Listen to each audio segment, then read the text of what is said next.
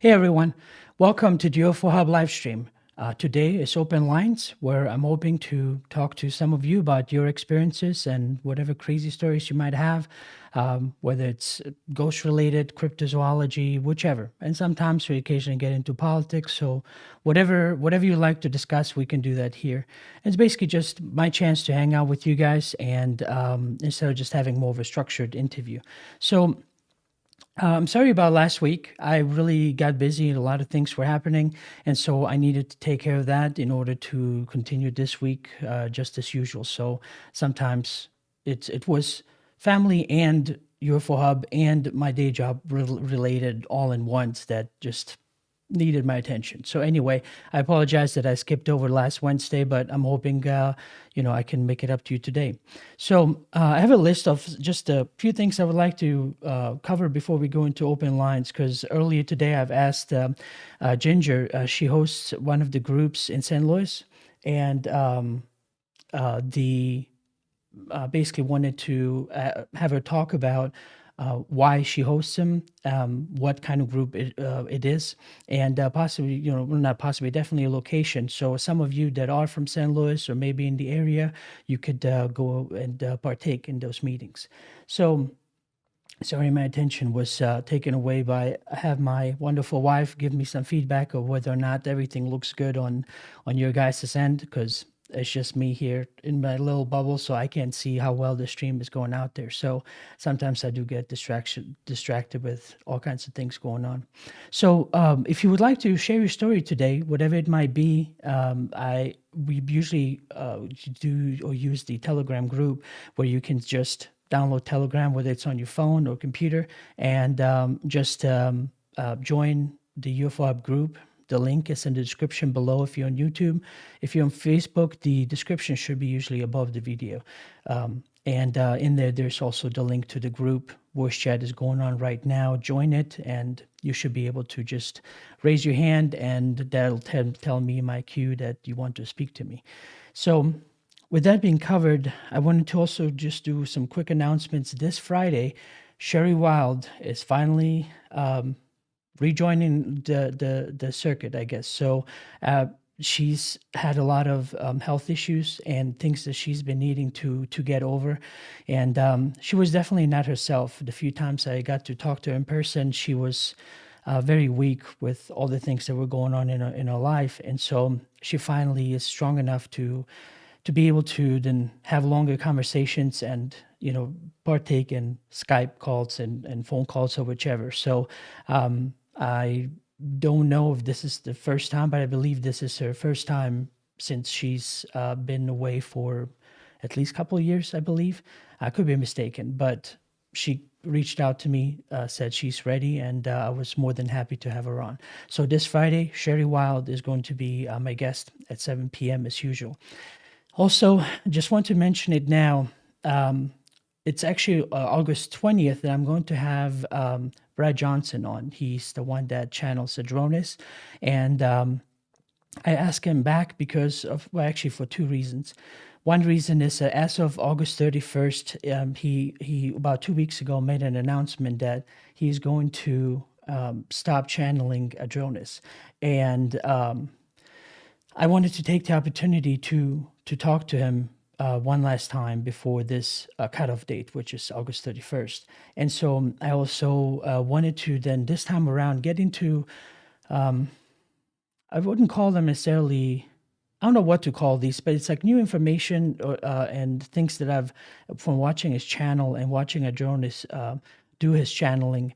Like I want to cover some things that he mentioned, things that kind of took me back, such things like NASA never went to the moon, and certain things about space and about space travel in general, how challenging and difficult it is, and all kinds of things, and certain, I guess, call it the hidden hand that's kind of doing their controlling around the planet. So I wanted to get into those topics and pretty much start out with those directly instead of last time we had an introduction about who Brad Johnson was, what he did, who Adronis was. But this time it would just be, I'm hoping, more of the hard harder, not harder, but more like these questions I believe all of us want to know.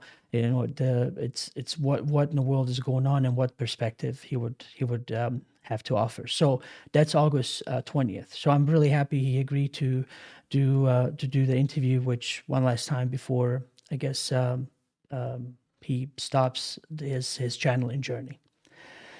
Okay, so all right, got that covered. So what I wanted to basically just wanted to show you a video. This for those of you who are already on Telegram and following, I post there a lot more often because I'm trying to establish more of a base on Telegram. I'm working on other platforms in case YouTube doesn't work out anymore. I don't know. They're constantly being a pain, changing rules, shadow banning, and I've noticed that a great deal on my channel. And so, it seems like it's best to just kind of start a presence somewhere else. And so I'm starting with Telegram, and I've also looking into Rumble and all that. I might have mentioned that to you. So I'm also trying to engage people there more, so that hoping that you might shift over. I know YouTube is very convenient, and it's on everybody's fingertips to just easily, oh, something is happening, YouTube it. Well, that only works if we truly had a free society, if we truly didn't have a control system to lock out some information but only allows others, and then do it under this guise of this is fake news, this is not fake news, and kind of being the gatekeeper of information, and almost like moral police as well. Only they know what's wrong, what's right. And so I personally don't like that. Some of you that know me would understand why I don't like that. It's just so anyway. So I'm trying to build up. I feel like I'm a bit behind, but I'm trying to build up like Telegram, and hopefully soon starting to upload on Rumble as well. And so I hope you give it a chance, because as convenient YouTube is, there's a lot that pretty soon they might not allow us to talk about. So anyway, let me see. So anyway, I posted that video. Call it, I guess it's just called a shape-shifting UFO. So I want to show this to you real quick. And this was, sorry, I don't have the more of a background information on this, but this was taken by a person on an airplane or on a tarmac while sitting on an airplane. But it's basically this. Some say it's that it's a water particle in the window, and I'm not sure that that's the case. And it's quite drastic shifts that it does. And so I posted that for those on Telegram to check it out, because I don't I don't know. I don't have a direct connection to where okay, whoever they are told me this is what that this is this ship from this place and whatever. I just have no idea, but at least wanted to keep you informed that way. I know I don't know how many people on YouTube might have already seen that, but if this is the first time you've seen it, there's other I think just like there's not the actual narration to it. There's just some kind of I guess, an airplane background sound. So I got that out for this purpose, because there's nothing said. But it's an interesting video, and it's one of these things that kind of puts us in this, I guess, in this you're doomed if you do have evidence, or you're doomed if you don't. Because if you do, then it could be anything. But if you don't, then you're not telling the truth. So that's the part with the sucky part of evidence, right? Everybody wants that great picture, and if a UFO picture is too blurry, it's too blurry, of course, and can't be admissible. But if it's too clean, it's too good, and rightfully so. Some of them are CGI, but there are others that are quite unique, where it's it goes beyond just what you can see, but it comes with a feeling where you go like there's something there. Okay, so well, so the other one though I wanted to cover real quick, and it's actually, oops, shifted back to it. Let me get rid of this one. It's actually during this this video, I did like a behind the scene of Ozark UFO conference and what we generally do. And so I've had that on there since pretty much 2018. This was about a month after I, after I attended the conference. And here you can see us and myself and the rest of the team were just running around, setting up chairs and all that stuff. And then the next day, everyone then slowly coming in and filling the room. Well, anyway, the reason why I bring that up, there's Ted. He's one of the AV guys, really cool guy. The reason why I'm bringing that up is that I received an email from a very nice lady. I got to later on talk to her, and she's basically working with a team that's coming out with this documentary that's airing on Showtime this weekend. And so they were basically asking me about rights or licensing rights to some of that time-lapse footage. There's some more later on in that video. And so they wanted to add that because there's a segment in this 4-part mini documentary that's coming out this weekend, I think August 8th, on Showtime. There's a section talking about conferences. And so I was very hesitant. I sent an email back with some of my demands. I basically, the only way I would even start to consider this if, for one, it doesn't make fun of conferences, the UFO Hub, any individual people, and just, if it's used in a negative way in that light. And so they basically just assured me that this was just a documentary. They will have two sides, as like a conversation, if I'm not mistaken, but it's not going to be used in this nefarious way, which was my main concern. So I agreed. I said, all right, it would be kind of nice to at least, I guess, partake in that way. And so, plus, just recently, as you guys know, I'm actually using my brand new computer to run this stream, and hopefully things go a lot, not hopefully, definitely going a lot smoother. So anyway, all of that costs money. So they were offering me some money for the licensing fee. So I was like, why not? The work is already done, and they needed about 10, 15 seconds. So I figured wherever I could help. And it's kind of cool to I've never actually partaken or contributed to a larger documentary such as that one. So let me, I had it earlier here, so let me show it to you real quick. Okay, there we go. So this is the documentary that's going to be airing here pretty soon, August 8th on Showtime. Whoa. I've never seen anything like that. What the actual... What is it? When I look in the sky at night nowadays, I've got the knowledge that I didn't have before. I don't know what that was. That there's something out there and it's real. When this whole thing started, I tried to tell people about it. No one believed me. But now I do have evidence. Some of this is gonna be hard for me. They encountered something over the sky. Most sightings of UFOs can be explained. Oh my gosh. Only a small percentage can't be. It was giant, quiet, and it was amazing. Within less than a second, crosses right in front of me. Poof, and it's gone. And then, bam, the New York Times story, it changed everything. This is it. This is when the government is going to reveal the truth. Oh my God. It was a bombshell, right? That's what it was. Whether you accept it or not, some people actually saw this stuff. People are actually going to believe us now.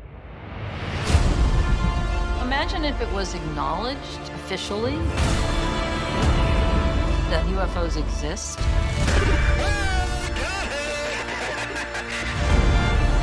Our own divisions would suddenly feel so much smaller.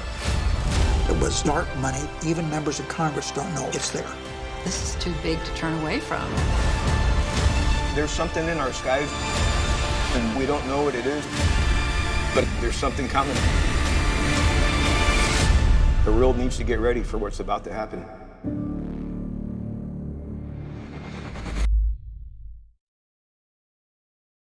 Okay. So that was that. And so, yeah, I'm planning to check it out. I haven't seen how they used it at which section, but I'm curious to see it. So we might just sign up for the free trial and see if we can, cancel before the free trial is over, because we don't have showtime. So anyway, just wanted to tell you about that. So that's pretty much it. I think I'm all caught up with what I needed to tell you about, and so I want to switch over to Telegram and actually get Ginger on. Ginger, if you unmute yourself, you should be able to talk to me. Hi, Nan. There you are. How are you? How's it going? Going good. I'm really glad to be here. Thank you for having me. Well, no, I appreciate you doing this last minute. I wanted to at least, I know that sometimes people need someone else to come on before they come out and dial in to share their story. So I figured, I want to talk to you about what you do, because it's, especially for those in St. Louis, could benefit from. But you were telling me a while back that you had, tell me a little bit about, so I got to know you over Coasties. And so tell me about whether or not Coasties is still going on, and what other new venues and things you have changed or have. Yeah, Coasties was a monthly meetup group for fans of the radio program Coast to Coast AM. As you know, you were a really great member of the group for a little while there, and even presented there. We had monthly speakers or topics. Sometimes it was a roundtable discussion. It was usually topics along the lines that Coast to Coast AM would cover. And that group started in 2009 in the back of a Barnes and Noble, just because me and somebody I work with found out that we both listened to Coast AM, and we're really excited to find out that there was another, individual who liked those topics. And so we started the group, and we met monthly for over 10 years, all the way up till the beginning of 2020. And by that time, we were meeting in the back room of a bowling alley, and the bowling alley was going to not have the room available to us anymore. And then right then the pandemic hit. So a couple of times we tried meeting on Zoom, and it just didn't work out great. And I had been kind of thinking in my mind as I've gotten older, all of this research and study is kind of part of my personal spiritual journey. And as I've gotten older, and I've, studied a lot of the different topics and listened to a lot of the shows and met a lot of people, where I really wanted to drill down to and hear more about was from actual experiencers, people who experience something strange or different or unexplained phenomenon they can explain, but most of the rest of us wouldn't understand. I was just so much more interested in hearing those stories. And a few of the people from Coasties I've gotten to know pretty well, and I'm sure you've heard this before too. One of the first things they'll tell you is, I can't talk about this with anybody else. I can't tell my family about this. I can't tell my friends about this. I think I'm in contact with extraterrestrials, or I think that I've, seen ghosts, or I see things other people don't see, a whole broad range of experiences. And so I wanted to create a group especially for them to share their stories. So not only for them, so it's also for people like me who are not an experiencer. I've never had any interesting experiences, but I'm intensely interested in what is there that doesn't meet the eye. What else is there about this world that we don't understand? And you know me, Adnan, that's kind of my trajectory. I don't have the experiences myself, but I'm interested in what others have to share, and have always been interested in following your path as well. Right. Well, so do you want to maybe share about the location, where it's at, Yeah, and so just to basically cover that? And our first meeting was last month, July, and every month we're going to meet the second Friday night of the month. Every month, second Friday night of the month. So last month was the very first meeting, July. The name of the group is Bridges, and we meet at Chesterfield Mall, which is in Chesterfield, Missouri, on the upper level next door to Macy's. So inside the mall, next door to Macy's, it's good to come in the Macy's entrance. And it is free to attend, but there's a suggested donation of like a couple dollars or $5, because we are putting out coffee and soda and tea and whatnot. It's a nice big room. And our very first meeting, we invited a near-death experiencer, a woman who has even done a little bit of writing on NDEs and served on a national NDE. I guess it's like an organization that studies NDEs. Her name is Linda Jacqueline. She lives in a suburb here in St. Louis. And she was interviewed on TV a few times. So she's pretty, well-versed in the subject and has had multiple near-death experiences of her own. So it was a really great kickoff evening. And what I wanted to share with you and your listeners is one of the things that's different about the way this group is being handled is it's supposed to be, we want it to create a safe atmosphere for people to share what's going on with them, without fear of judgment. And at the same time, to be given a respect. And it doesn't mean that we have to believe everything, but that everyone would be heard. At least, the speaker would be heard.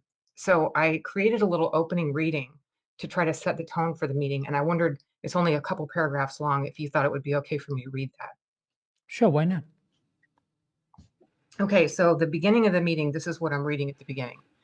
Welcome to Bridges. We are glad you joined us. This is a meeting for people who have experienced or are interested in unexplained or metaphysical phenomenon. We meet once a month on the second Friday of every month. The meeting starts at 7, and we need to be completely out of the mall by 9. The goal here is to build bridges with one another and with positive vibrations and energy from the spiritual realm. This is a place for growth and building our understanding of what's out there. Some of the future topics at Bridges will be seeing a non-human entity, a UFO or ghost, out-of-body or near-death experiences, and events of precognitive or highly intuitive visions. Each meeting, we will feature a speaker. This is a place for speakers to share their truth and not be judged. Please be respectful of the speaker as they have come to share something special that they may not be able to discuss in other situations. If at any time you feel the need to step out, don't feel bad, you will not be judged. We understand these concepts can be overwhelming. So the idea there, Adnan, is that, this is open to non-experiencers as well. And hearing some of these things might be a little freaky for them.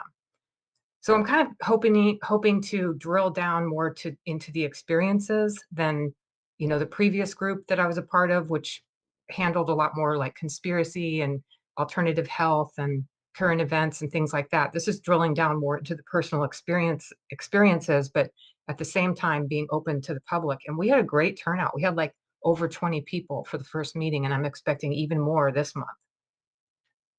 Right. Well, I hope those that are in St. Louis and watching this, that that's something they consider seeing, and I'd appreciate that, because it's a lot of these different groups, when it comes to I hate to even consider it. It's not in the same field, but this is like a example.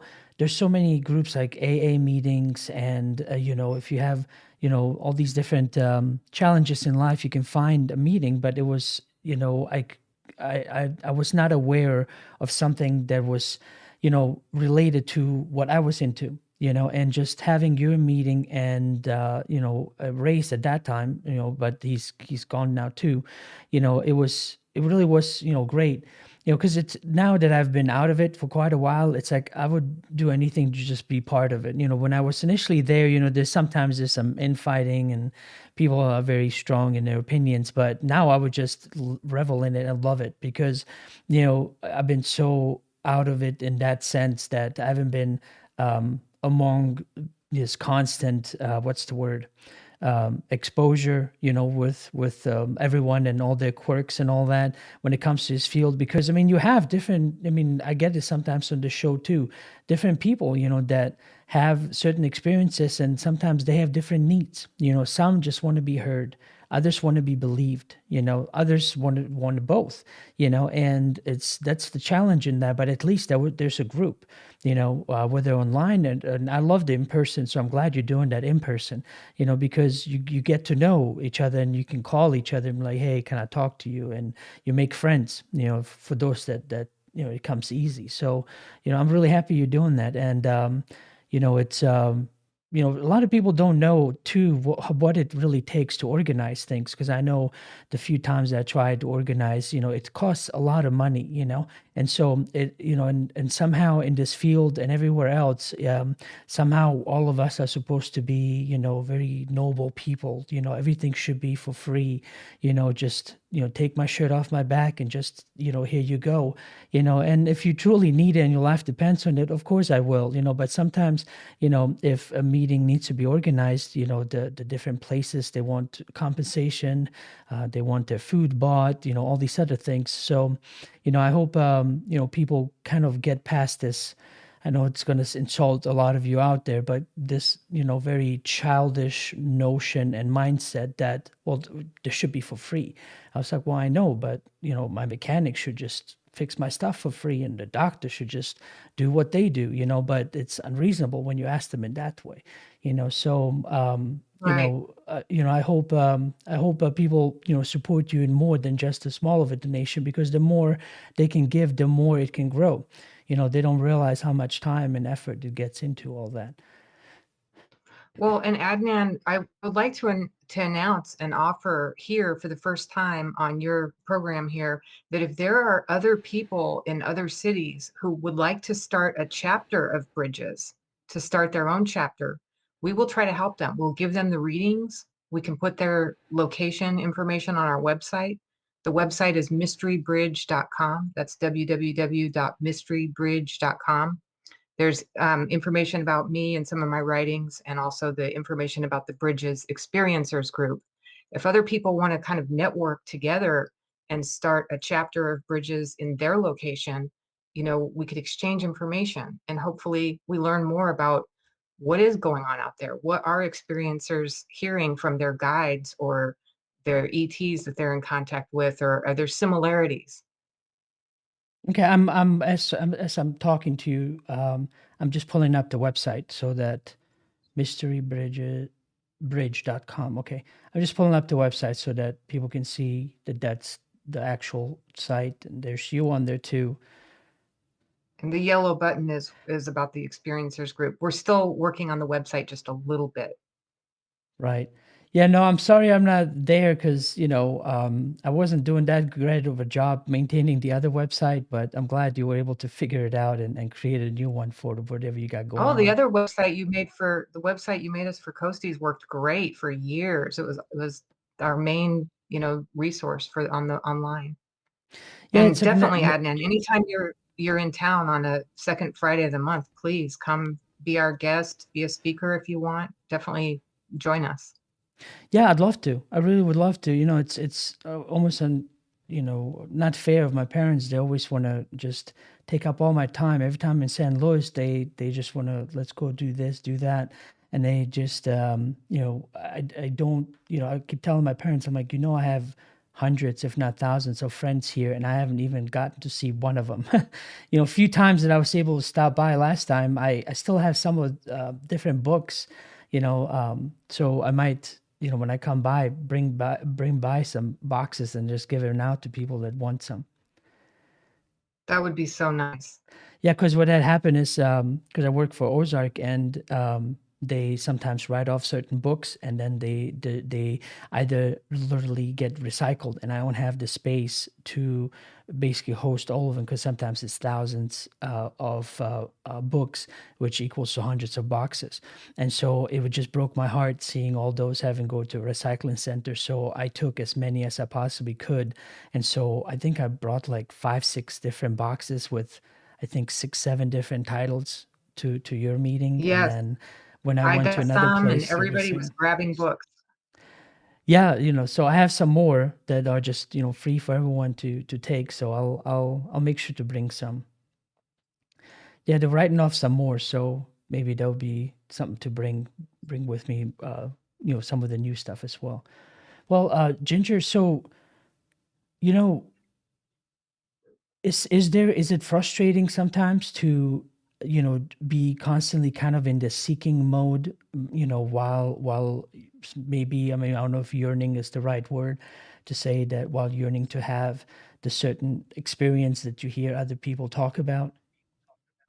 Yeah, I think sometimes I don't want to have the experience. Like on the surface level, I want to have it, but really deep down, I'm just too scared. I'm too afraid of what the answers are. And, so I enjoy, listening to the other people and have learned a lot from doing that. And I really value the in-person connection with the people. But I think I would just be too freaked out to have anything happen to me. I'm kind of easily frightened. Right. But I'm so interested. I'm so interested. And Adnan, the other thing is, and you know this field attracts people who are attention seekers, who maybe aren't having experiences so much as they want to sort of inflate or, come up with different things that happen to just to get attention. And that's frustrating too. That is frustrating. You and I have both seen around the groups, every now and then you'll get some poor person that's just lonely, and so they're making stuff up, and it can be confusing. Like sometimes I don't believe everybody who shares in the group, and that's okay. I'm not there to berate or condemn them, but Right. sometimes for my own reasons, if somebody shares that they've had lots of experiences in all the different fields, like they've met Bigfoot and they've seen ghosts and they're psychic and they've met ETs, that's when I start to step back and go, wait a minute. Right. Well, it's rare, but possible, especially knowing what I know, that what happens with your brain, I guess, for lack of a better word. You almost get rewired to where now you're more receptive to this world that's around you all the time. But I know exactly what you mean, because but see, this is where I always tell people, it's like, it's all about, if something happened to you, it happened to you, which means take the time to figure out why, what's going on, maybe then start, read a book, do whatever you feel like is the next step you need to do to start kind of like chasing that carrot. Because a lot of times that's what it is. It's a carrot, put up in front of you to start getting you to go down this route, and so that's what it's important, because it's so because there's some people they that had an experience, but they, let's say for example, they want to be believed, and there's nothing wrong with that, but the point is, how do you prove certain things? I've experienced so many other stuff, but I just try to find words and ways to convey it. I convey it to those that are interested, and I move on. I can't sit there like, please believe me. It's like I'm telling you the truth, and all of that. And so I'm, it's more of a journey that everyone has to undertake themselves, instead of for it to be this crusade that you eventually going to have to end up on Oprah or something like that. And so that's what's so difficult to explain to some people. They just yearn that attention in that way, and so but I don't know, it's like, all you can sometimes be, whether in person or online or anywhere, just be a voice, not be a voice, be a ear to listen, to hear them out, and sometimes that's all they need. Right. But yeah, so just it's something that others might not understand, but it's St. Louis related. So you're in Crestwood Mall. Is Kirkwood Mall demolished? This is Chesterfield Mall. So Crestwood Mall is demolished, and Chesterfield Mall will be demolished in like 2 years. Oh, wow. Okay. Yeah. So yeah, all the malls are dying. I mean, all malls are getting torn down. The Well, building that is not in one, great yeah. shape, but Yeah, that's the why we one that get got cheap tore rent. down is the one I used to, that was my high school hangout. So it's kind of sad to think about it. Is it, what, did they turn it into a parking lot? I think there's a few buildings left and mostly parking lot now. I haven't been over Okay. there in a while. But right across the street where they used to have a Barnes and Noble, probably when you were in high school, that's where Ken and I started Coasties, in the back of that Barnes and Noble. Right. Yeah. Is that Barnes and Noble still there? Oh, long gone, long gone. Oh, wow. So maybe I do need to visit and just check it out for old time's sake. But yeah, so some people that were coming to Coasties and some other meetings, have you seen them at the bridges? Yeah, that's a great question. We do have some of the same people showed up, and some, some were brand new. The speaker on near-death experiences, she kind of had her own group of people that she had invited who were really wanting to hear about NDEs. So she kind of brought a group of new people, and then they all joined the email list. so that they could pick out which ones they wanted to go to in the future. And as far as like laying out a monthly group like this, one of the ways I look at it is all I need for the year is 12 people willing to share. That's not bad if you look at it like that, rather than it's not so overwhelming. Right. And the person that we're gonna have speaking this month is a former Coasties person. You might remember Liz. Malkin? She's Liz Burton. Oh, yes. Yeah. Yeah, she's going to share about her experiences with angels and ETs. And she's had some very interesting personal firsthand experiences. And she's not a circuit speaker. She hasn't written a book. She doesn't want to be interviewed on shows. Part of her effort in sharing her story is she wants to meet other people like herself. She's lonely and wants to meet other people who are experiencing this as well. And so that's part of her motivation in sharing with the group. Right. Ginger, excuse me one quick second. So for some of you watching right now, I'm just catching up on some details that I asked Ginger to come on and share. But of course, today's open line. So if you would like to speak to me, you can join Telegram, join the group, and just raise your hand, and it'll tell me in the queue that you are wanting to speak to me. If you don't raise your hand, I would just assume that you're using Telegram to listen to it, which is perfectly all right.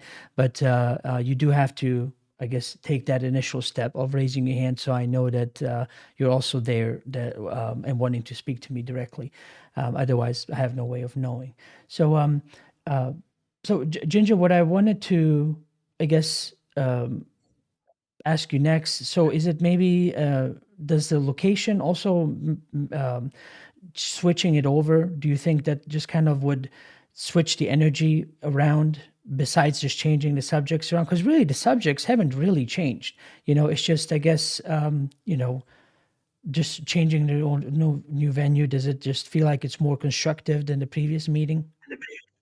I think it does. It's a nicer room, but it's not, there's no restaurant attached to the venue. There's a restaurant in the mall, but there's no restaurant like before. At the bowling alley, people love to go get snacks or drinks or whatever. And so I was really frustrated looking for a place where we could have it all, where it was free rent and we could buy food and we could stay as late as we wanted. And they had the evening we wanted. It was just impossible. So this is a compromise, but there's a stage and there's a sound system and it's just a little nicer. And so I think it did bring a different feel.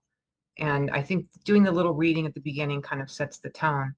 But there were some crazy I was looking back at some of the Coasties topics we did that were pretty far from anything we're going to be doing in Bridges. Mm-hmm. Some of the old Coasties things that we did was like a topic on hoaxes. We did the topic of unidentified persons, like people that were found, in different cases in history, but no one knew who they were, and they didn't know who they were. We had the Missouri Coalition for the Environment come to present to us on nuclear pollution in St. Louis. So it was really broad, Right. And like I remember that actually. Yeah. Excuse me. I'm sorry to interrupt. I just wanted to say this real quick. I remember that because I filmed that one too, and I tried to upload it a few years back on Facebook because I was trying to find a way, because it doesn't exactly fit in with the channel here, because it's more of a, I guess, a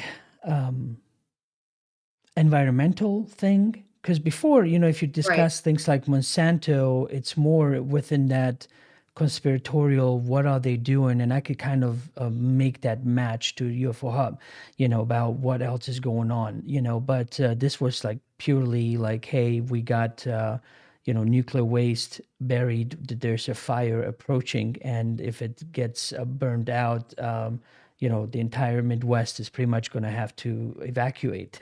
Because I remember when I was in St. Louis during that time, and I went to St. Charles to visit my parents, and they got a pamphlet telling them about what to do in case of an evacuation.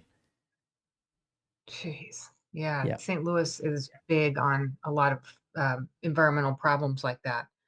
Right. But, like for me personally, that was all really cool stuff to learn about, and I still want to do that.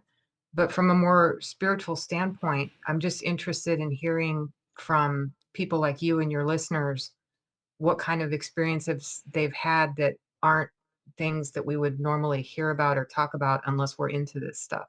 Right. Because I think that there is more than meets the eye, and I want to know why we're here and the metaphysical aspects of the world that we tell ourselves couldn't possibly be real, and the majority of people don't believe are real. I want to know what the people like you and your listeners are finding out. Right. You know what I loved, especially on Coasties too, it wasn't limited really. That's because I remember that one time you brought in a guest to discuss from his point of view about flat Earth, you know, and it was intriguing just to know how people get into that mindset, you know, and all of that. That was that's what I liked about it because it wasn't.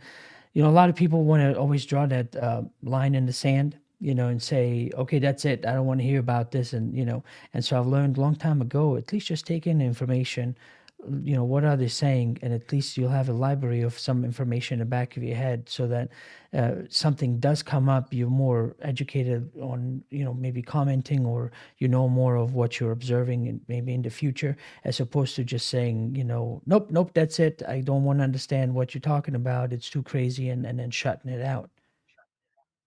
Well, I think you might have been there where we did some hands-on stuff at Coasties, where we did some experiments to see, if premonitions or psychic feelings could be, if we could bring those about. And we did some fun exercises. Were you there for some of that? I don't think so. Or not that I can remember, because I started, I think it 2000 and oh shoot, I have no idea now. I think it was right You around filmed 2012. you filmed the Missouri Coalition for the Environment in 2014.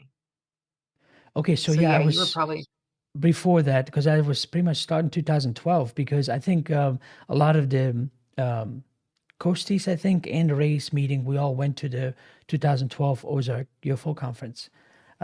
We kind of all drove together down here.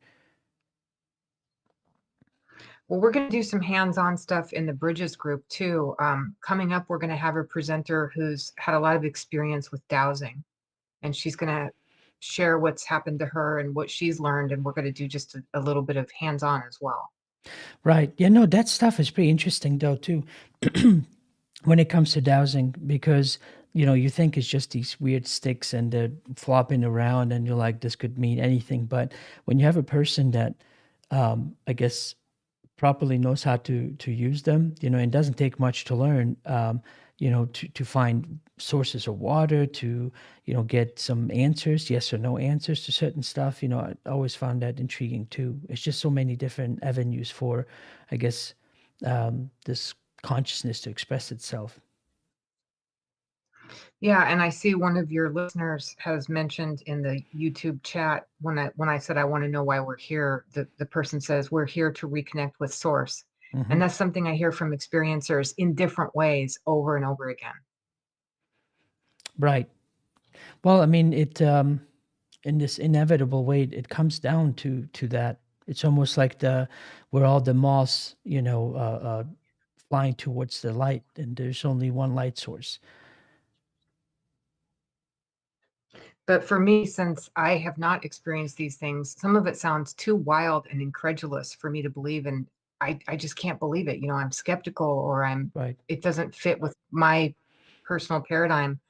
I used to always tell people about Coasties that inside Coasties, I'm the most skeptical person, but outside in the real world, I'm the wacko. Yes. Yeah, I know what you mean. Oh man, yeah, that is so true. Well, it's I don't know. I guess it's just a lot easier, for everyone. Just take it easy, learn what you want to learn. Make it fun if you can. Enjoy other people's company, and you'll learn what you need to learn on your journey. To just sit there hardcore, go like, I must do this. I have to do this. It just would drive somebody nuts. Well, and like I say, there's people in some of these groups, definitely at Coasties, that I didn't really agree with or believe what they were saying. But like you say, they had the right to be there, and everyone was, for the most part, respectful, although there was a few little disagreements along the way. But definitely there's, we don't have to believe all of it. Well, no, right. I mean, the whole point is to the different. It's I guess it's that's the thing that comes with these different out of worldly, out of body, weird experiences. That the concept of that whole idea is so weird that it then of course attracts all other weirdness too, and so of course there's somebody that might want to convey the near death experience and just convey it in the most you know because sometimes these different realms, like there's no time, you don't know exactly what's first, second, third, you kind of have to, it's all discombobulated and bring it all in, right? And you have to find words to explain that, and then here you are struggling with that, and then you have some other person just out of nowhere, they're like, the sun is talking to me, it's like Right. it's like, man, just, I get that everything is possible, but as of right now, to this level of understanding of humanity, can we like not go fully, wacko out there? It's like let's take it one step at a time. I mean, just now, for Pete's sake, the government, in a soft disclosure way, didn't deny UFOs. They didn't approve of them, but they didn't deny them either. So it's like the beginning of something. It's like can we start off easy here? Well, and you and I are in an interesting position because if you think about like the people that started studying UFOs in the 40s or 50s, people like Stanton Friedman, some of them have passed away now and they never got to see this moment.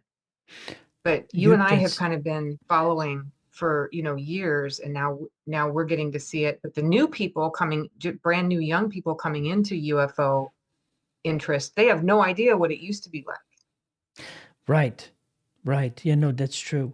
Well, I did notice, especially at the Ozark conference, there's a lot more younger people that are interested, because I always thought it's the, later in life, past midlife crisis type people that are just like, okay, I don't care what my family thinks. I don't care what my friends think.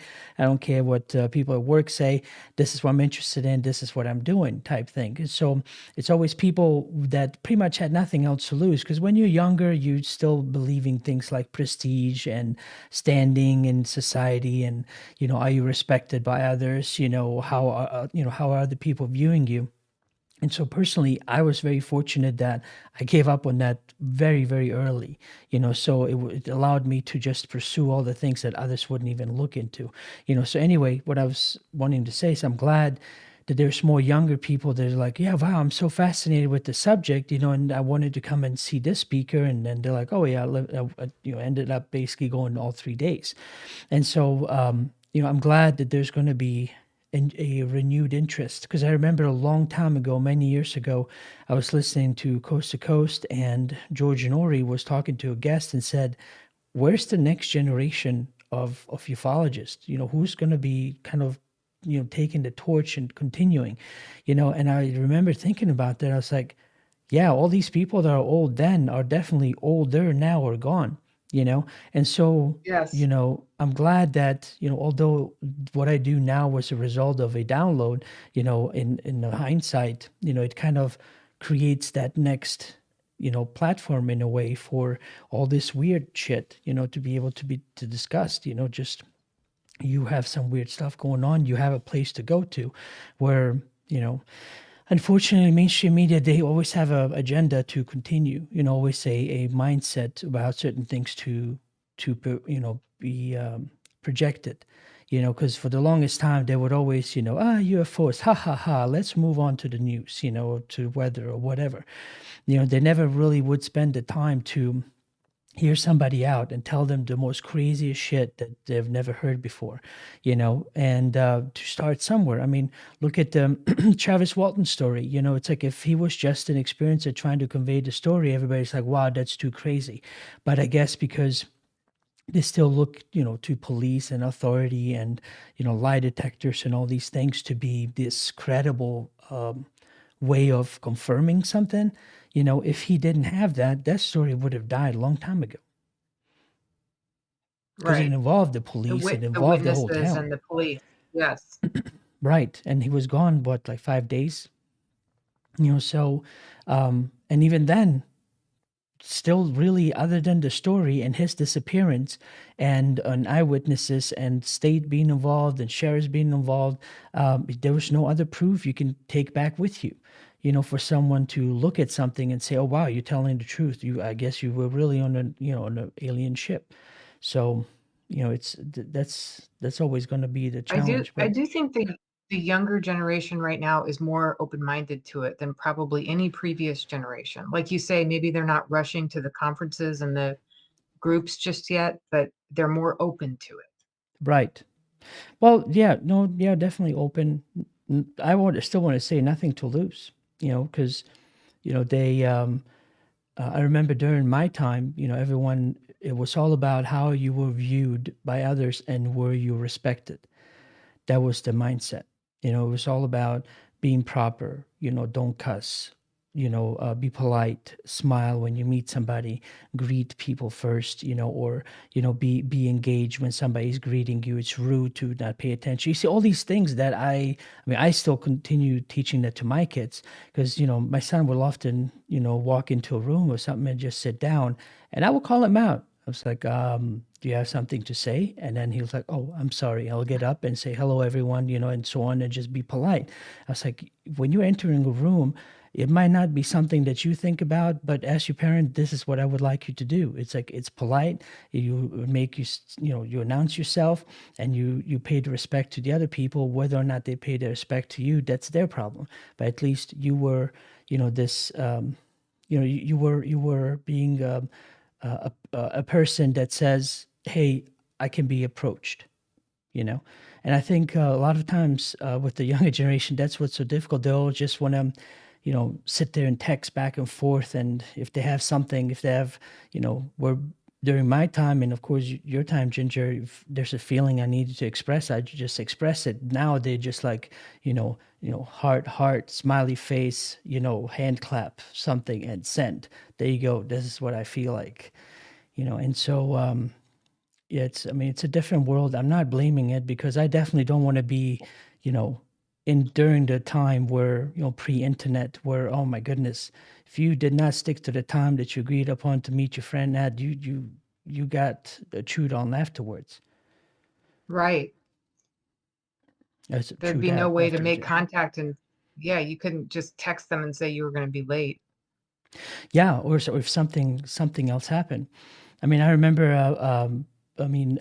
just the amazing way that just connections were made, because I remember, so when we first fled from Bosnia to Germany, we had no contact or no idea where anyone else was.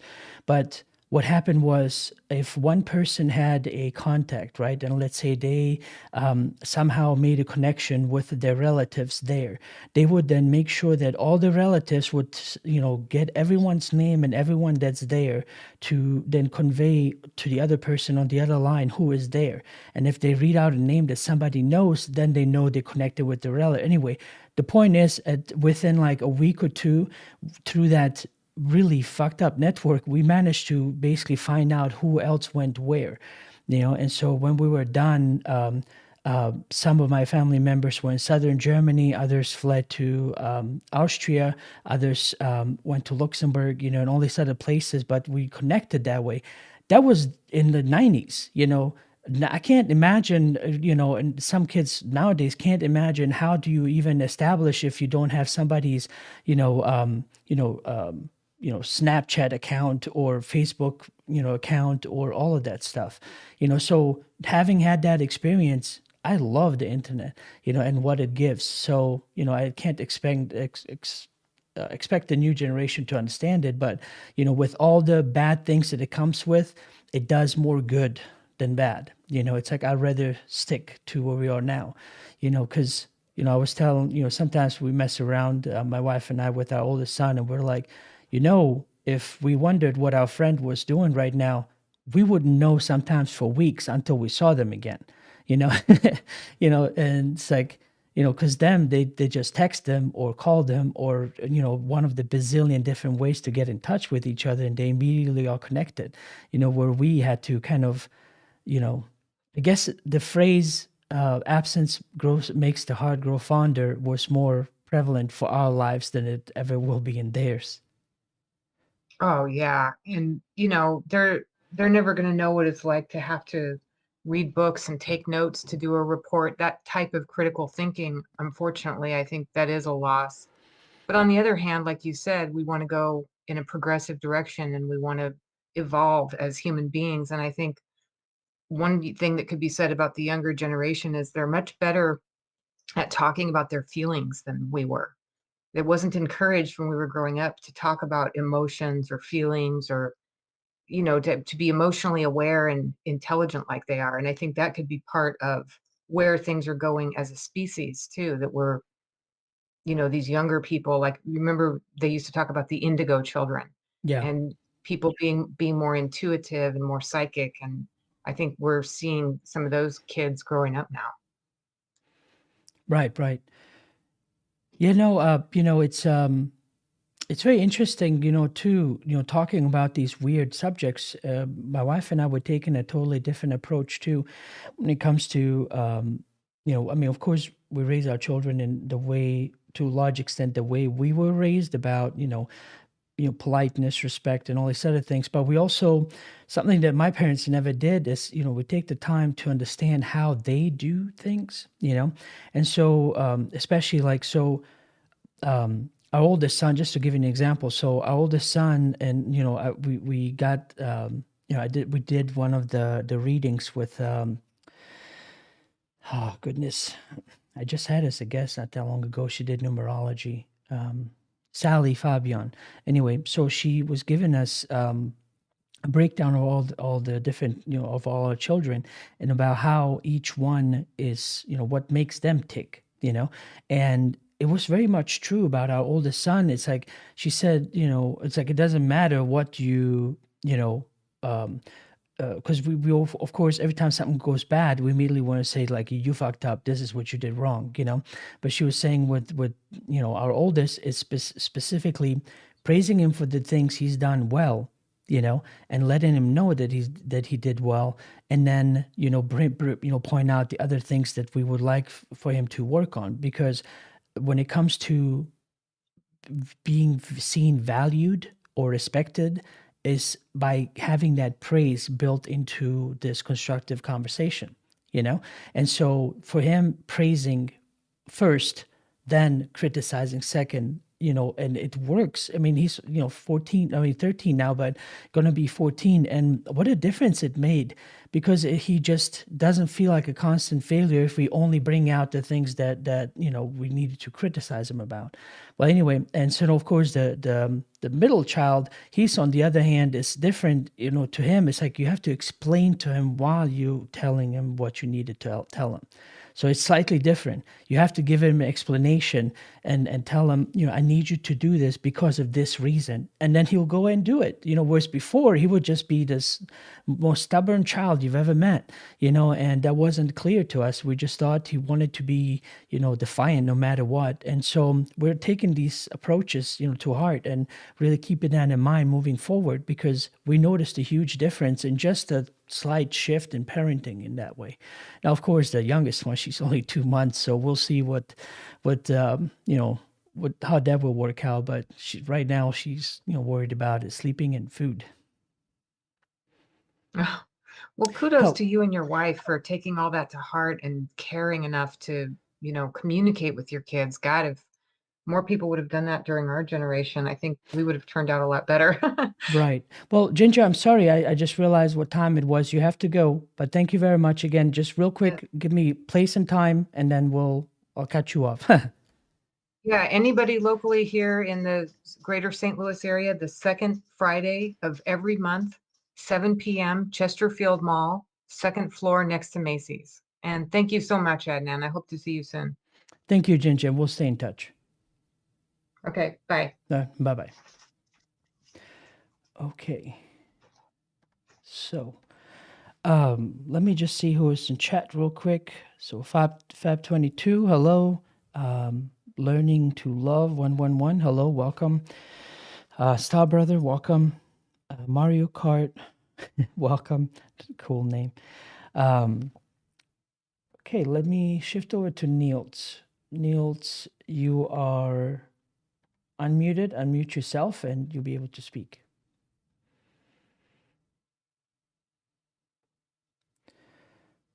Niels, can you hear me? It's a joy to be talking to you. How are you?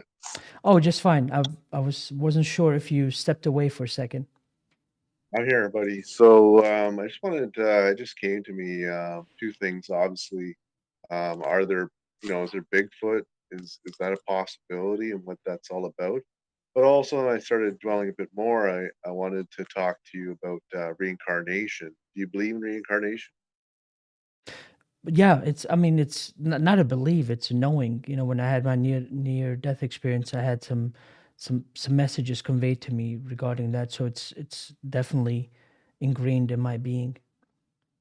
Yeah, one of the stories that I saw on YouTube, and I'll briefly tell you it. So this young boy, he was born in the United States there, and so he always went on as he got older, started giving more information, basically about his previous life. And long story short, he was an airplane pilot, and he was shot down. And so throughout his life, he was able to say like, it was a red plane, and that was his name, and he was from this home, and all this stuff. He kept going on and on with his parents and his family. So it was finally his father went to look into it, and they went back to the home that he said he was from, and he was able to describe the picket fence, the white picket fence, the home, the dog, the name of his mother, and all that, and the name of his plane. And I think that his hard drive wasn't totally wiped before he was put into a new body.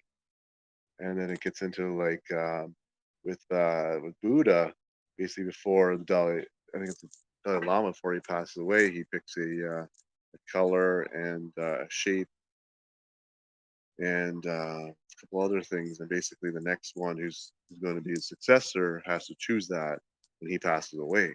So he has to choose that exact combination and becomes the Hmm. next Dalai Lama. Right. So I I'm think it's on familiar that level. with that story of that kid you just mentioned. I Oh yeah. watched yeah, it's like a short documentary on it. It's actually pretty cool. Yeah, it's excellent. Another thing too that I want to talk about, obviously, I want to give a shout out to Dr. John E. Mack. What an absolute legend! Hmm. Guy was incredible, ahead of his time, and really interested to look into all his documentaries and all the things he had to say. Really take some time to learn about him and who he is as a person and what he did for the human race. Just incredible. But the best one ever is the 62 children that were on recess in Zimbabwe in the 80s Right. and crashing down. Right, that one is the best. And these beings came out and spoke, with telepathy through their eyes and gave them messages. With their minds, right? With telepathy on that level. So that's where we have to be in that dimension. You know what I mean? Right. Niels, you're going in and out a little bit. I mean, you're clear, but sometimes you're close and sometimes you're far from the mic. If can you maybe keep it consistent if possible, please? I'll try to do that. Okay, thanks very much. I Yeah, appreciate it. Just makes yeah. for better So audio and for those listening. for sure. And I just want to talk about Bigfoot because um, he, I think the species, these beings, I think my intuition said there's 400. There could be more in North America alone. And some, for instance, Les Stroud of Survivor Man. I don't know if you're familiar with that show, but he's adamant that when he was out in British Columbia in Canada, he heard these ape-like beasts. And there's a lot of I've had people send me footprints and a lot of stories, a lot of sightings. There's so much. Just there has to be something there. And I really think that we should uh, really look into this in a sincere, mature way and really see, like, is this really reality? Like, is all this just hocus pocus, or is this are these actual beings here. They're 600, 800 pounds, 8 feet tall, um, telepathic beings. They're families just like us.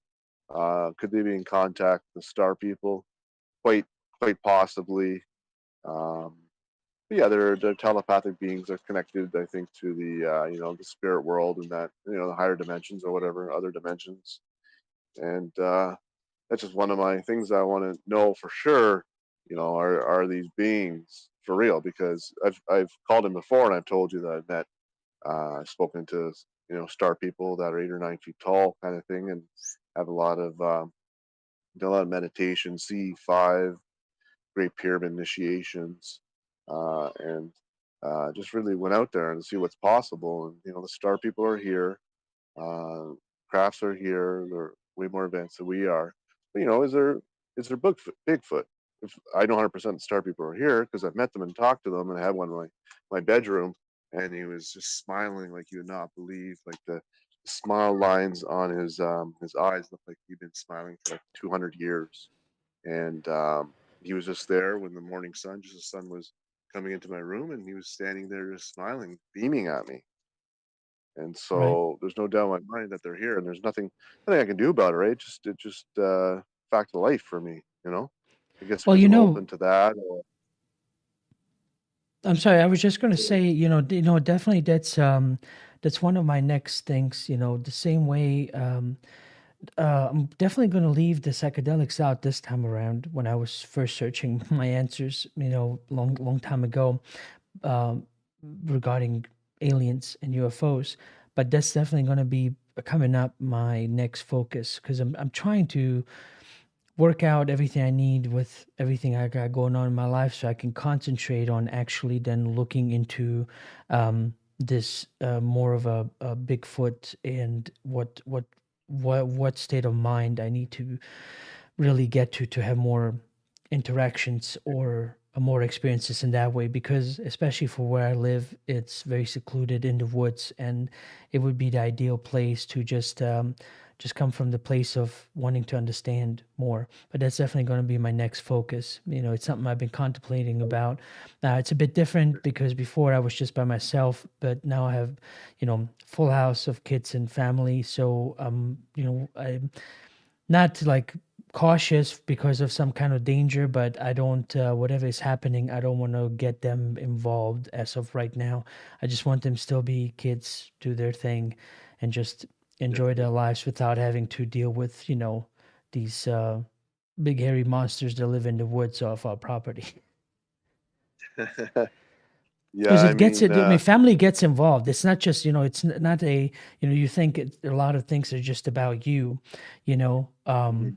But it's like especially I was the different beings that I felt were around, and the few that I've seen in my out of body experiences and the things I've experienced, they were respectful enough to not overdo things. Of course, my wife and our oldest has, have seen crafts over the house where we live now and all these other things, but it wasn't creating that big of a issue and a problem for the family, to where we could still move on and just do what we got to do.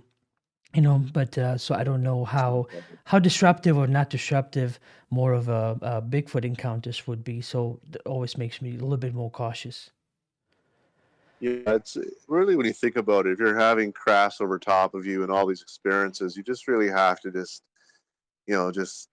be calm and at peace and just think how incredible that is that you're able to experience that, and that's reality for you, right? In terms of Bigfoot, I really think if we're gonna or if you want to meet them when you go out there, I really think that you have to prepare for it, right? You have to do. I think you should be doing meditations and prayer and good deeds and fasting and just working on your higher self, really. Their state And of mind is before, very important. It's like the number one yeah, thing is your state of mind. yeah, you have to go in there to be on that level, right? Right. On their level, so that they can have telepathic conversations with you, or you're open to interdimensional phenomena, or a glitch in the matrix, whatever you want to call it, right? It's one of Right. the there's one story that really is popping in my mind right now is these this these two Sasquatches and they had a family. They had a baby, and they live underneath a dam basically on this property, and the owners basically smashed the dam and flooded their home, and so basically the Sasquatch went into their home and started causing a ruckus in there and brought in all these like rocks and put them everywhere, all in their home. And so obviously the family that owned the home was distraught and had to leave and would show up with guns and everything. So this information got out there, and some women in the I guess the Bigfoot community or spiritual community, whatever, whoever they are, they all got in contact and they went and visited. And there was like this dog type like Egyptian deity that all of a sudden manifested in front of them and like kind of walked along them and then disappeared. So as they got to the property, basically the one lady who I guess she specialized in this, she basically just wanted to go for a walk and feel out the area and see if anything came to her. Basically, information came to her that in fact the Bigfoot were upset that they had destroyed their home, and that's why they did all these peculiar Right. things Neil, all just real around the home. quick. So you do know I talked to that gal. Her name is Cindy Carter. Is that where I heard it from? Okay, Maybe, thank you. yeah. Because I was gonna say, I'm pretty sure this was about 2 months ago. I was just looking it up. I'm like, yeah, it was 2 months ago. Yeah, no, that was Cindy Carter because we did a two-part, part one, Who Are the Sasquatch and More, and then we did Who Are the Sasquatch Part Two. Oh, I'm just so happy. Thank you so much for going out there, getting the information, sharing it all, and everything you do. It's just incredible. I that thought you we're were able messing to. with me there for a second. I was like, yeah, bro, yeah, I don't know. I thought you were testing me or something, because you were literally recalling the story she was telling. But anyway, so yeah, no, it's Yeah, probably here and you really heard it. it's always- yeah, and just so interesting how if there's Bigfoot, most likely they're connected to star people, right? Like I'd imagine they are. Yeah, You know what I mean? a lot of the people I've talked to, they always come down to a connection to the star people, but it's actually they're their own race too. They're basically developed they basically from everything that I've heard, it was basically that if if there was no altercation of mixing of alien and the hominid on the planet at that time, mixing the DNA, that's unaltered strain, that would be what we consider Bigfoot today. Yeah, I think it's a pretty good possibility, but until like for your own experience, and the rules out all True. doubt, and you just know that it's real, and that's what I need to go with the Bigfoot. You know what I mean? Yeah. Just my discovery of what is real and what is not in this dimension. Right. So Neil, let me just Sure. tell everyone else watching. So if you would like to uh, pop on and talk to me and share your story, Yeah. right now I have Yeah. Neil's, and so go ahead and just download your could. Telegram. I'm sorry, Neil. Hold on one second. I'm just talking to the audience real quick. I apologize. So anyway, you can download Telegram. The link to the UFO Hub Telegram group is in the description. So just log in, join the group, and you should be able to see the voice chat going on now. And you can just, as you see on the screen, join the rest of the peeps either to listen or just raise your hand like Neil did earlier. And that means you want to talk to me, and then I know that have you in the queue next. Otherwise, I'll just chill and talk to Niels, and we'll discuss whatever else we discuss until we kind of run out of topics, which I doubt that would happen. But anyway, so don't be shy. If you want to share your story, let me know. And sure enough, Jim Jams wants to also come on. So Niels, let's chat just a little bit more before I bring in Jim. Yeah, I encourage everybody to sign in and share their story and have a great time. Thanks so much for. Well, you don't have to. You don't have to get off right now. I wanted to ask you something first. Okay. How? Yeah. So I don't remember. I think we talked a while back. I don't remember how long ago exactly it was, but what was it that initially got you into any of these topics? Really, I grew up in the United Church up here in Canada, and every Sunday we had some incredible, ministers and information. But I always, in the Bible, I always just thought there's got to be more to it. Like, seeing the Milky Way and Aurora Borealis and people spoke phenomena. I just always thought there was way more to it, and it just went from there. It really was just like, what is possible? What is it to be human? Is you know telekinesis or telepathy or reincarnation, near-death experiences, star people, Bigfoot, uh, advanced civilizations, you know, metaphysics, quantum physics, like all, what is this really all about? And it's just all, for me, it's like experiencing and just trying to discover what the highest possibility is, like, people should be doing ayahuasca and doing that, properly with the shamans. And I think that'd be great for the planet humanity. And really, we have to clean up the planet big time. But first, we have to clean up ourselves too, right? So, Hmm. Did yeah, it's been your very. family or friends think you were being weird, getting into these different subjects, or did you pretty much keep it a Oh, secret? absolutely. No, no. Like with my sweetheart, she was there when the there's 4K, there's 10K, TV. This was like 1,000K, object coming down right over top of us. So there's no turning back. And if I just say how it is, dude, like my whole life, I just, this is who I am.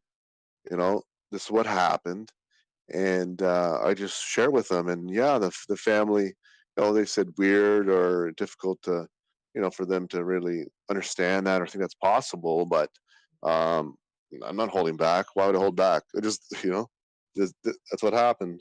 That's what's Right, going right. on. So, Well, I'm glad you I'm just. didn't. There's not much I can do, like with these beings. The beings that froze my friends, right? There's not much we can do. These beings are, for instance, star people, for instance, they're way more advanced than we are, Right, psychologically, spiritually, you right, know. So I'm like, okay, well, I'm thinking a little bit better than a chimpanzee or an ape or whatnot, right? We're a different species, more advanced than they are, but clearly these beings are coming here and could just come through your wall, and just like take you on their ship, like, or like disable nuclear silos, or who knows, these beings are way more advanced than we are. And I think we really need to you know, be on our best behavior, you know what I mean, and be smart about this. And I think this could change the world, right? I think this is like the time where, these beings are here to help us. Like there's credible reverend in United States, and basically he had to go in for a surgery, and the night before the surgery, this being came to him and shined put his hand up to him like the chi through the hand, and shined a blue light onto his where he's going to have the surgery, and I think it was a tumor, and basically it was gone, and they labeled it a medical miracle. Mm. So there's so many different things that these beings are doing here, and there's a whole plethora of them. Different, I guess, different levels of consciousness, or different levels of projects or missions, or needs, or whatever it is. And possibly they're involved with hybridization. So obviously, um, with our DNA and procreation and all that for their race. I think that's a possibility here, from what I've learned. So it's just Right. interesting what the consensus is out there. Well, just recently, I uploaded a video that I did with Reed Summers, and he's the son of Marshall Summers that started what's now known as the Allies of Humanity briefings, and it's I think a volume of 4 books. And uh, anyway, what's interesting is that their message was a bit different than what I agree with, but to me, it doesn't matter. I want information to go out there. I don't want to be, I always said, I don't want to be the gatekeeper of information. Just because I might not agree with it 100% or only 50% doesn't mean I shouldn't have somebody on. And I do that often because I think that's what putting information out there for others to discern for themselves is all about, and his approach was, it's basically kind of more cautious about that there's this group of these different aliens that are warning us through by kind of not wanting to be known, kind of trying to be the whistleblowers that can't be divulged of who they truly are, to say, hey, there's other alien races that don't have the best intentions in mind, and so anyway, it is a bit more from this, if you look at the perspective of all love and light, it's all good, a bit more, I guess, fearful. Not that it's not that they intended to be more fearful, but it's more of a message of caution. And it's just so interesting is that so many years that I've had people on and they talk about this positive message of all these not necessarily the ones that are doing nefarious things that are in touch with the government, but I'm talking about the others that just want to bring to the table what they have.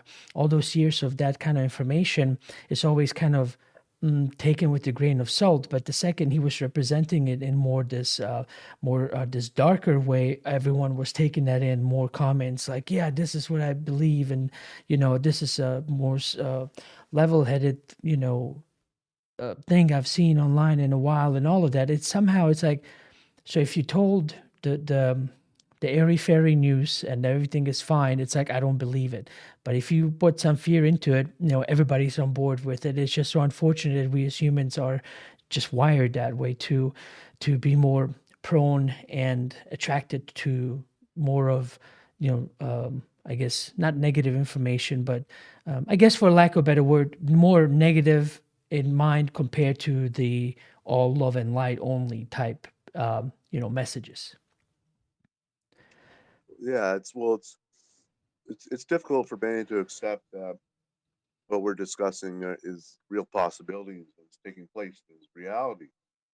So they go in a state of fear, because it's difficult for them to to accept that this is what it is. So um, it's you have to.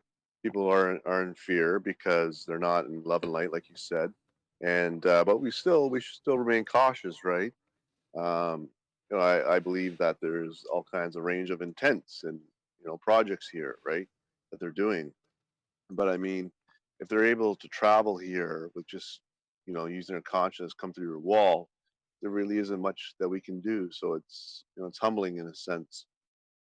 So Well, I guess what can it came down to the very simple point that, well, that where a lot of us, for example, know about the abductions, but through the work of Dolores Cannon, and other channelers have been, they delved deeper into each hypnosis and brought about the information from the higher self of this person themselves and even the source, which I don't know if that's referring to God or the overall, source energy, bringing about the information that it's not a, it's, they're willing participants in this program, and it brought more understanding to it, whereas in others like David Jacobs would just stick on that emotional level, and all they're doing is during the hypnosis is just recalling their emotions again and freaking out, and there's no more understanding. All they're doing is just again reliving this memory that they fear, but it doesn't come with any more information. And so, of course, it leaves them in this negative state of mind. And so, anyway, then at the end of the day, again, you have to discern for yourself. You can still then say, well, who's to say that this information that, let's say, came through to this deeper diving into the hypnosis is also some kind of false information? But then if you consider that, then all these other things that came out that were so good, that helped people out. I mean, we're talking about I personally met a gal, and I think there's a video of her out there because I recorded it, but it was created for the quantum hypnosis healing technique. And so she was on her deathbed. She was dying. She only had, I don't know how very short period to live, and she did one session, which one session is all you need for this QHHT that was started by Dolores Cannon.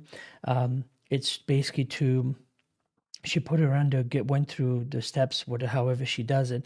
But the point was, she found out what the root cause and why she was having the issues that she was having, and that she learned what she needed to learn from them, and then it was basically just removed. So from that session, I mean, people would have medical documents that doctors would say, this is it, this is factual, this is what's wrong with you, and they'll go back and they pretty much can wipe that whole document clean, and so that's what makes no sense, because I'm still trying to see what's the negative in that, because at the end of the day, if you want to stay cynical, you can always stay cynical.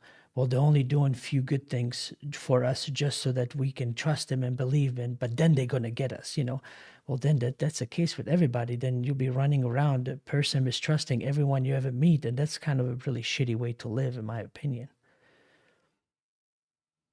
Yeah. I think I just think overall we have to ascend spiritually, and when you get on that level and stay in that level, you're tapped into that vibration, that mentality, that um, that intent, that goal, with the source of oneness of all creation, and then you're able to have experiences that are of light and love. So it's really important to pursue that in your life. Right. Excuse me for a second. So, in the comments, Live A just said, "Who is he talking to?" Well, you can see the name. I'm talking to Niels, and it's basically open lines today. So, if you would Yeah. like to simply contact me and share your story, just use Telegram, join the UFO Hub group, and you'll see the voice chat going on there right now, and you'll be able to connect with me. So, I'm just basically speaking to Niels, but I assume you're just an average Joe who does research and has his own experiences and just simply dialed in to share your story. That's it. That's it, buddy. I just wanted to clarify because sometimes people pop in and out all the time, at different times, and so yeah, it was Yeah. it sometimes I don't know. So some of the chats crack me up too, because because when I was doing the interview with Melinda Greer, everybody in the beginning was like, "Is she related to Stephen Greer?" And all of that. Everybody wanted to know, so we clarify that. And then, of course, like an hour into it, new people come in. It's like, "Is she related to Stephen Greer?" It's like, oh my god. It's like, you almost have to be like a broken record and keep repeating it for everyone coming in. Well, because even in live chat, you can go back, even though it's moving on live, you can click on it. And if I'm not mistaken, I think I am DVRing it. Let me see here, to where basically you can go back 4 hours back to see what was pre-recorded. So you can either continue watching live, or you can go back from the very beginning of it. And so even though while this is going on live, you can restart it from the beginning. Let me see. I'm trying to figure out Hey, if I'm doing that. Dr. Yeah, it's J DVR. Radio Live? I'm sorry, Right on. say that again. Do you know Dr. J Radio Live or Third Phase Moon, the Cousin Brothers? Third Phase Moon sounds familiar, but no, I don't think I've. Is it like a podcast or also another show? Yeah, Dr. J does a podcast. I think it was actually on Ancient Aliens. Anyways, he'd be great to be on your show to call in. Meet the two of you connected, Dr. J Radio Live, to John Alias. You also talk to him and also possibly get involved in Third Phase of Moon, and really, just being out there in the community. Like there's a group of a lot of people involved in this organization that just honestly searching for the truth and sharing it all and going out of the way to spread the message of reality. So Well, it'd be great if you're to in talk. touch with any of them, I mean, you of course, you know how to direct them towards me. So either to contact or have them call in or during open lines or something. Yeah, I'll arrange that for sure. All right, I'm gonna go, but Okay, good I deal. appreciate everything you do, and it's always great to talk. It's a great pleasure, and I hope you have a rest of the evening, and encourage everybody. Somebody just get Telegram. It's really easy to use, and basically ask your questions and share information, your experiences, because it's more the merrier. Have a good night, everybody. Thanks, Neil. Steve, take care. Yeah. All right. Let's see here. Jim Jams, I'm going to unmute you. And if you unmute yourself, you should be able to talk to me if you're still on. And we'll see here in a second. Jim, you are unmuted. If you're listening, just unmute yourself and we can get the conversation started. Okay. I guess I'll wait till maybe he's away from the phone right now. But anyway, so let me just YouTube chat, just seeing what all of y'all are discussing. Who else do we have? Cynthia, Diane, Carre, welcome. Cynthia says people who have more actual experience with the ETs resonate with allies of humanity. Right. You know, I see what they're talking about. It's just that with the idea that there's a nefarious racist doing their own thing and interacting with different government agencies has also been known while all the other channeled information was coming through these other races. They'll point out to these different races doing their thing.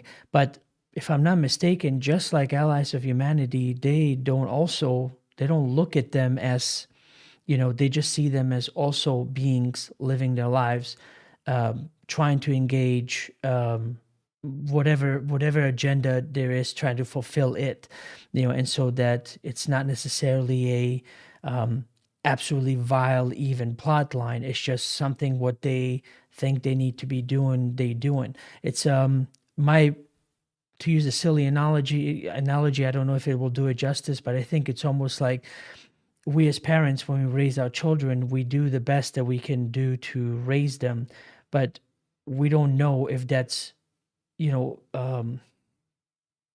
implying our will over them too much, to where now that won't necessarily allow them to grow up in the way they might have grown up if we weren't in their lives. Now, I'm not saying those other alien races are like parents to us, but they're just doing things like, some of the fearful things is like, especially if we're talking about certain lizard races that they initially wanted to use us as food, like we use with cattle, but even then it's no different them looking at us in the same way that we are looking at cattle. The only major difference there is, the sentient life, that we are sentient compared to an animal. And so, for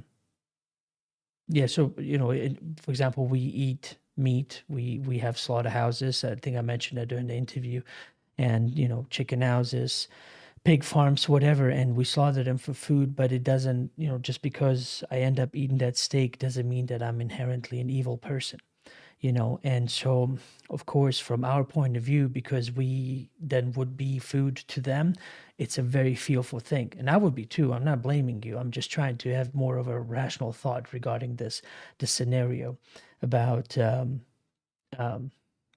these, this relationship then that could potentially go on. But several times I've gotten information about that is that's not going to happen.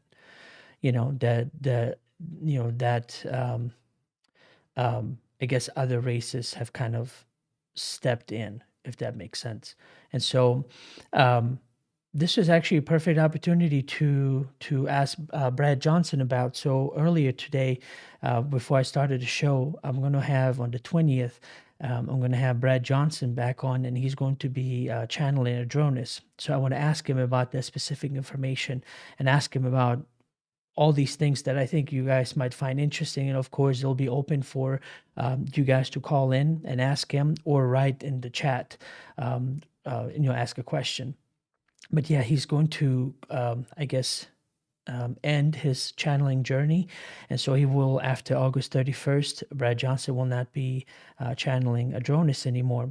So I'll basically have him on to just ask him about that, who are these lizard beings? Did NASA go to the moon? Why is there still this this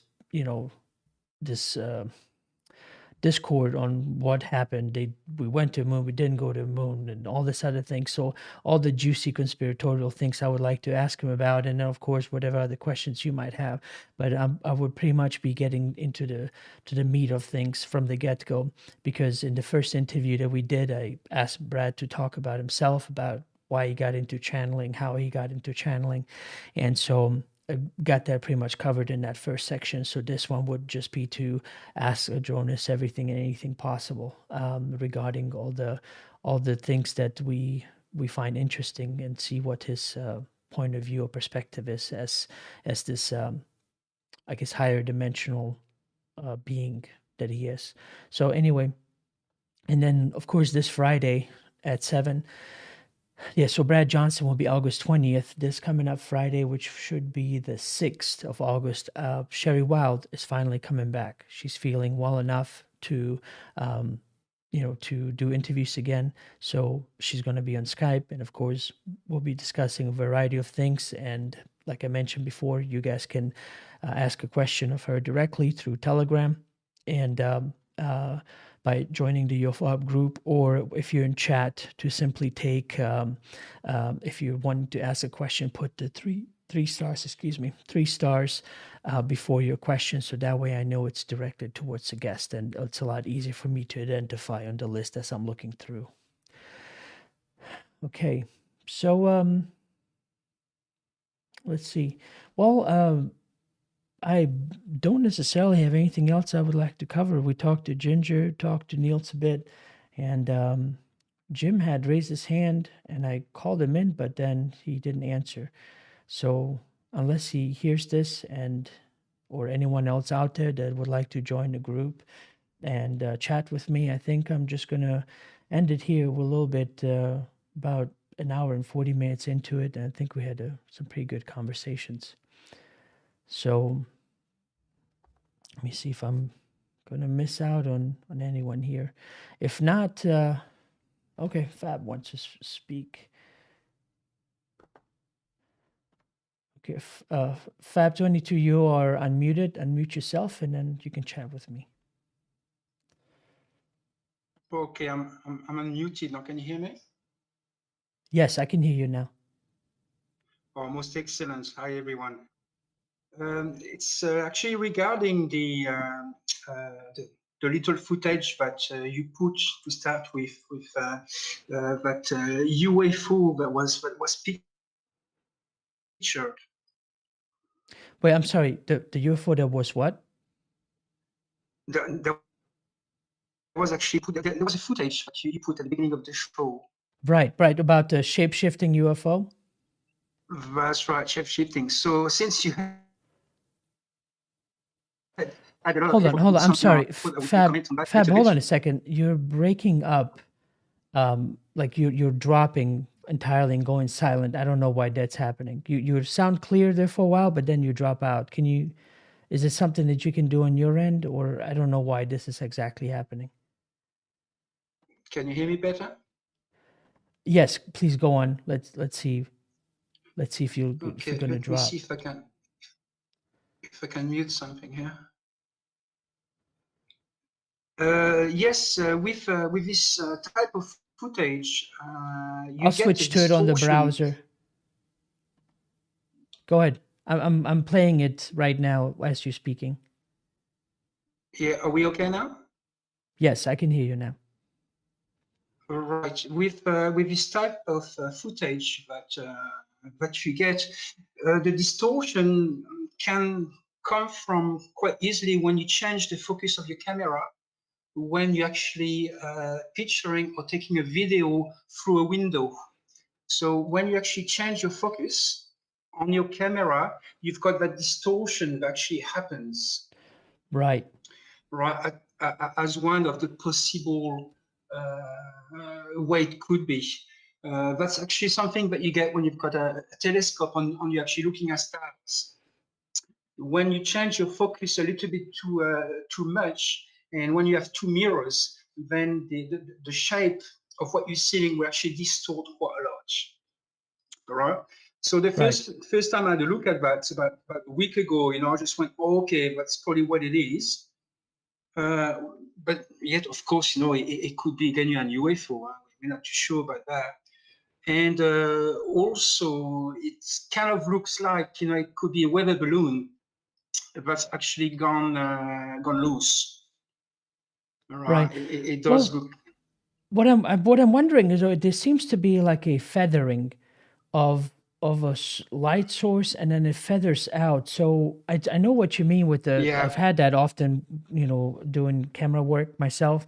I know what you mean with the different distortions, but I honestly, I don't know how high up this is, because this is, I mean, talking about weather balloons, sure, they can be really, really up there, but this is really like in a different way, because weather balloon, you still have like an edge to it, and even though you might be being pressed, the atmospheric pressure around it and the winds and whatever else is up there, that could change it, but it eventually changes into like a full-on vertical shape, from this horizontal. So anyway, I mean, it's intriguing to say the least. I'm just, I don't know, to be honest, where I'm getting with it. It's just I'm not ready to write it off as a balloon I balloon don't quite write it yet. off either. I'm not writing it off. I was sort of kind of just commenting on it a little bit, with the impression. Of course, we need to know the speed of the airplane as well. So there's a lot of data which don't know about. Also, the speed of the wind. How come that whatever it is more or less matching the speed of the airplane? On that in itself is a big question. Right. And also the type of camera that was used. So it's a bit of a shame that with that footage that we don't have enough information to sort of go along with, and it seems to be happening quite a lot with this type of witnessing that we're getting.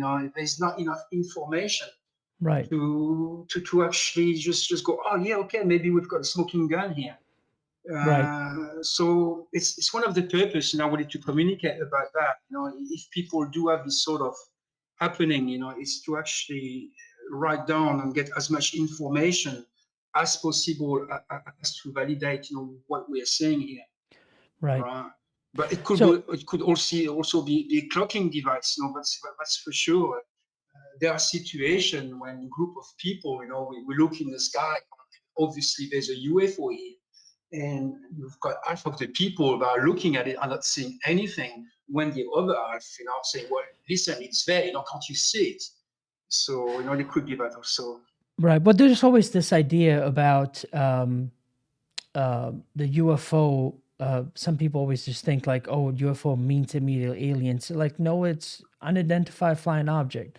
That's the original definition of it. Now we, of course, kind of attribute aliens to that, but I guess it's a term that I guess, I don't know. It all depends on how you use it, and you have to clarify that beforehand. But just real quick, so Crypto Mojito was just saying something about how to send a message on Telegram.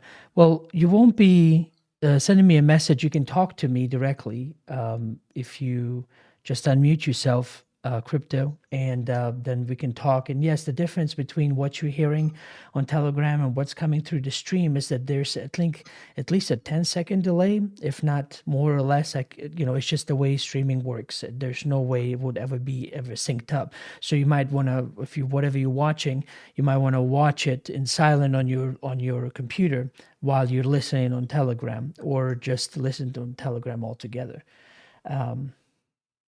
Let me see here. Let me just get off of this here. So, Crypto, I hope that that answers your question. Because and if you want to write me a message, you can obviously as I read in the YouTube comments, you can write it there unless it's something more private. But yeah, it's I mentioned it earlier, but I mean it's I don't know, I don't know what people want. Like, do they? I guess they just want clear, full HD video of a ship landing with distinct features and beings walking out and then approaching the camera and saying hello.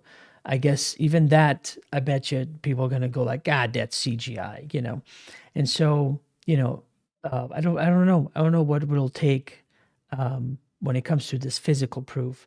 Now, of course, if you've had an experience on your own, it's like you're done with needing the physical proof. It's already like mind blowing to begin with. But I can understand everyone else that's in that boat. It's like, show us some pictures, show us some video. Where's your proof? So. And then also I talked to the gal she was also this documentary that's coming out August 8th. I talked to her a little bit over the weekend, and she called to just clarify something about the license agreement for the footage and whatnot. But we got to talking a little bit, and I said, I'm glad you're doing what you're doing, because we need more documentaries like that, especially now, because we're already about technically 70 plus years behind, really, truly, honestly covering UFOs. So the more serious documentaries about UFOs are out there, the better. But I was saying eventually, sooner or later, if you seriously want to get into what's really going on, you're going to have to start talking about experiencers. And she said that experiences, what's that? I had never heard that term before. So we got to talking a little bit. So, I don't know, especially them in the film industry. I'm not a fan of Hollywood, but I don't know, they're like an independent media group, I guess, that they design or make documentaries and then sell to different networks. I guess that's what they do. If I'm not mistaken, I could be wrong. But anyway, if they are in the position to basically do more credible documentaries about what abductions and experiences are about, I hope that they start approaching it more in a serious way, instead of doing it what kind of History Channel did, to where having this dun dun dun, they come late at night, they abduct us, there's nothing you can do about it. It's all this fear mongering that happens, and for History Channel truly is a show. I'm glad it's in some ways spreading the message, but at the same time, it attracts too many people that are, like, don't get me wrong. If you're doing a job, anything you're doing, I'm not opposed for you getting paid whatsoever, but what sucks is that, you have, for example, if you take Eric von Daniken's book, Chariots of the Gods, and that idea, they just take it and then through History Channel kind of bastardize the whole idea to where everything and anything is absolutely contributed to aliens. It could be aliens. And you have all these other people that I personally don't consider very credible in the field, and flock to that kind of show. And so it's unfortunate that you have real researchers mixing with people that just want that attention. So I guess that's the negative part regarding that. But I'm not, if you're a researcher and you spend all this time doing the research, it's like, why in the world would you not want to get compensated for something? If it takes you flights to this Egypt to research, pyramids, and you have to go here and there, everyone, for some reason, as I mentioned earlier, they expect you to just, be like Jesus and walk over water for free, and have just places given to you to stay somewhere, for free.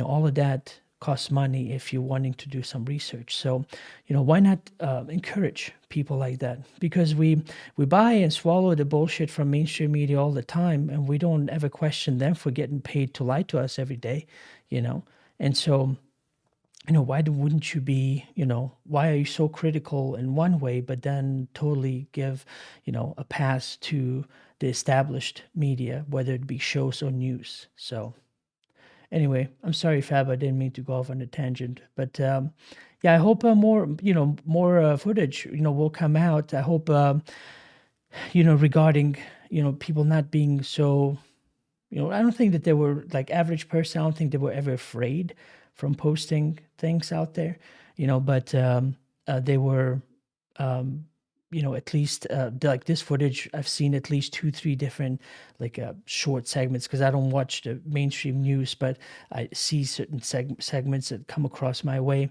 and they're looking at it, but they're mainly looking at it from this bewildered, very childish point of view. They're like, wow, wow, look at the shit. Oh, wow, unbelievable. Wow. And it's like, what the hell are you doing?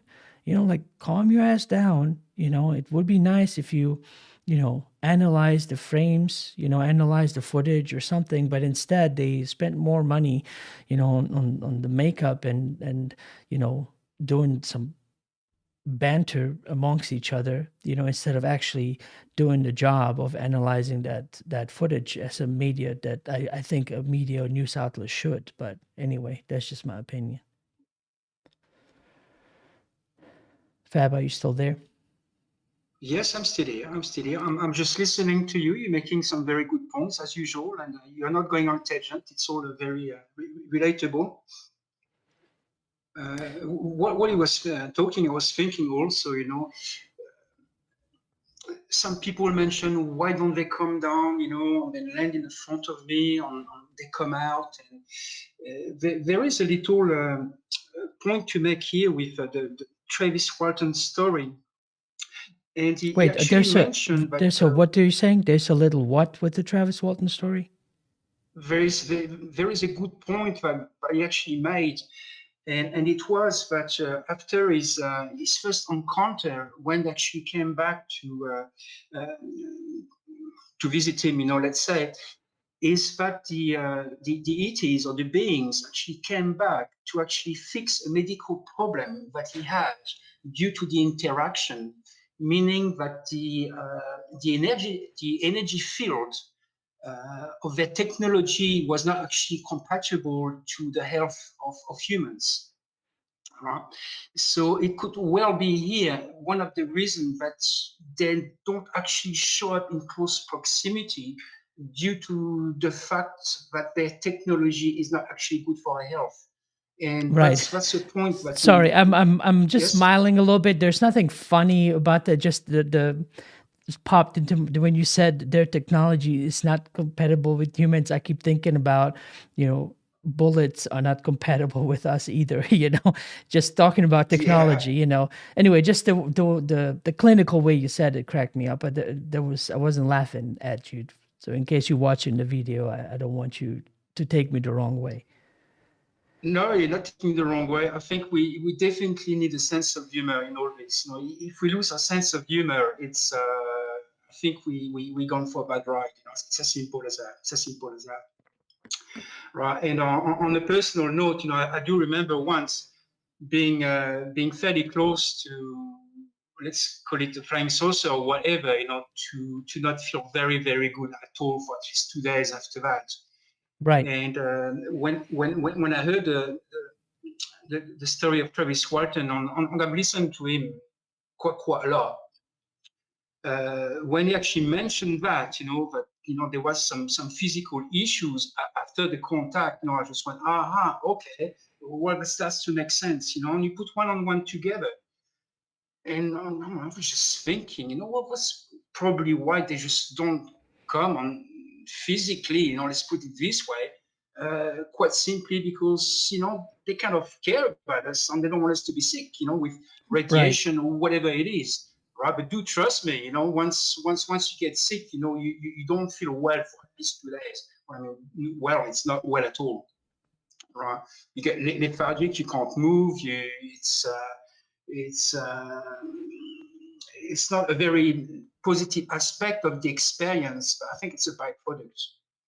Right. It's not that they are negative in themselves, but actually what happens with that. And perhaps we need to be prepped. We need to have some sort of energy within ourselves as human, to be sort of being in line so we can have better communication. I just don't know. I'm just, just saying that. Just questions. Right. What do you think? Well, because I mean, I agree because the if let's say that every single one of the races are here to just use us and just be taking advantage of us, why, for example, like in Travis Walton case, and why bother?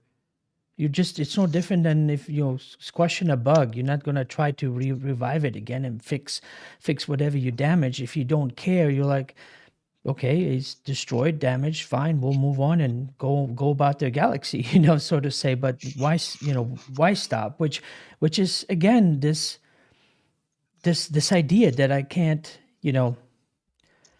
buy into, that all of them are just here to use us and take advantage in some way, in a nefarious way. It's like, this was an event that happened in the woods, far away from everybody. Just a handful of witnesses, which, that don't matter at all, considering that at that time, especially, nobody even believed in, aliens. They might have heard of them, and so why pick him up to help him out and fix him and then bring him back, Yeah, for sure. It's a crazy story. It's a crazy story. I mean, obviously, there is something going on. It's millions of people now that report this sort of thing. So it's quite hard to just brush it off and going, oh, yeah, just a dream or whatever. Maybe it could be as well. Obviously, there are some civilization, that they've taken interest of us, this planet and, whoever is on it. And it could be just also be perhaps like our own scientists, professors and people that go in jungles, into the jungles to study, let's say, ape or to study any type of animals. And after they realize that the interaction with those animals is sort of tampering with their own evolution, then they just go, wow, okay, we've done something here, right, that actually interferes with their own natural processes. So let's take a little bit of a step back and see what we can do to actually undo what we've just done, if that makes sense. Right, it does. Well, it's really, when it comes to the human body and the planet, the more I've learned and the more things that have come, all the information has come through channeling, it's actually very interesting that it will not require that long to either your body or the planet to just fix itself and get back into this pristine stage. That's what's interesting about that. All that it requires is a will and intention to actually do it, and it will be, fixed in very, very short time. Yes. Yes. So for example, some of the very interesting things that the planet does from the planetary perspective. There's on the Ozark Mountain UFO Conference YouTube channel. When I spoke in 2019 at the conference, there's a panel, and it's I think you can just search for it and go to the Ozark channel, search for it, and it's basically a panel of all the speakers on Sunday that we all just kind of got together and just answering people's questions and whatnot. And so I was sitting next to, oh man, I suck with names today.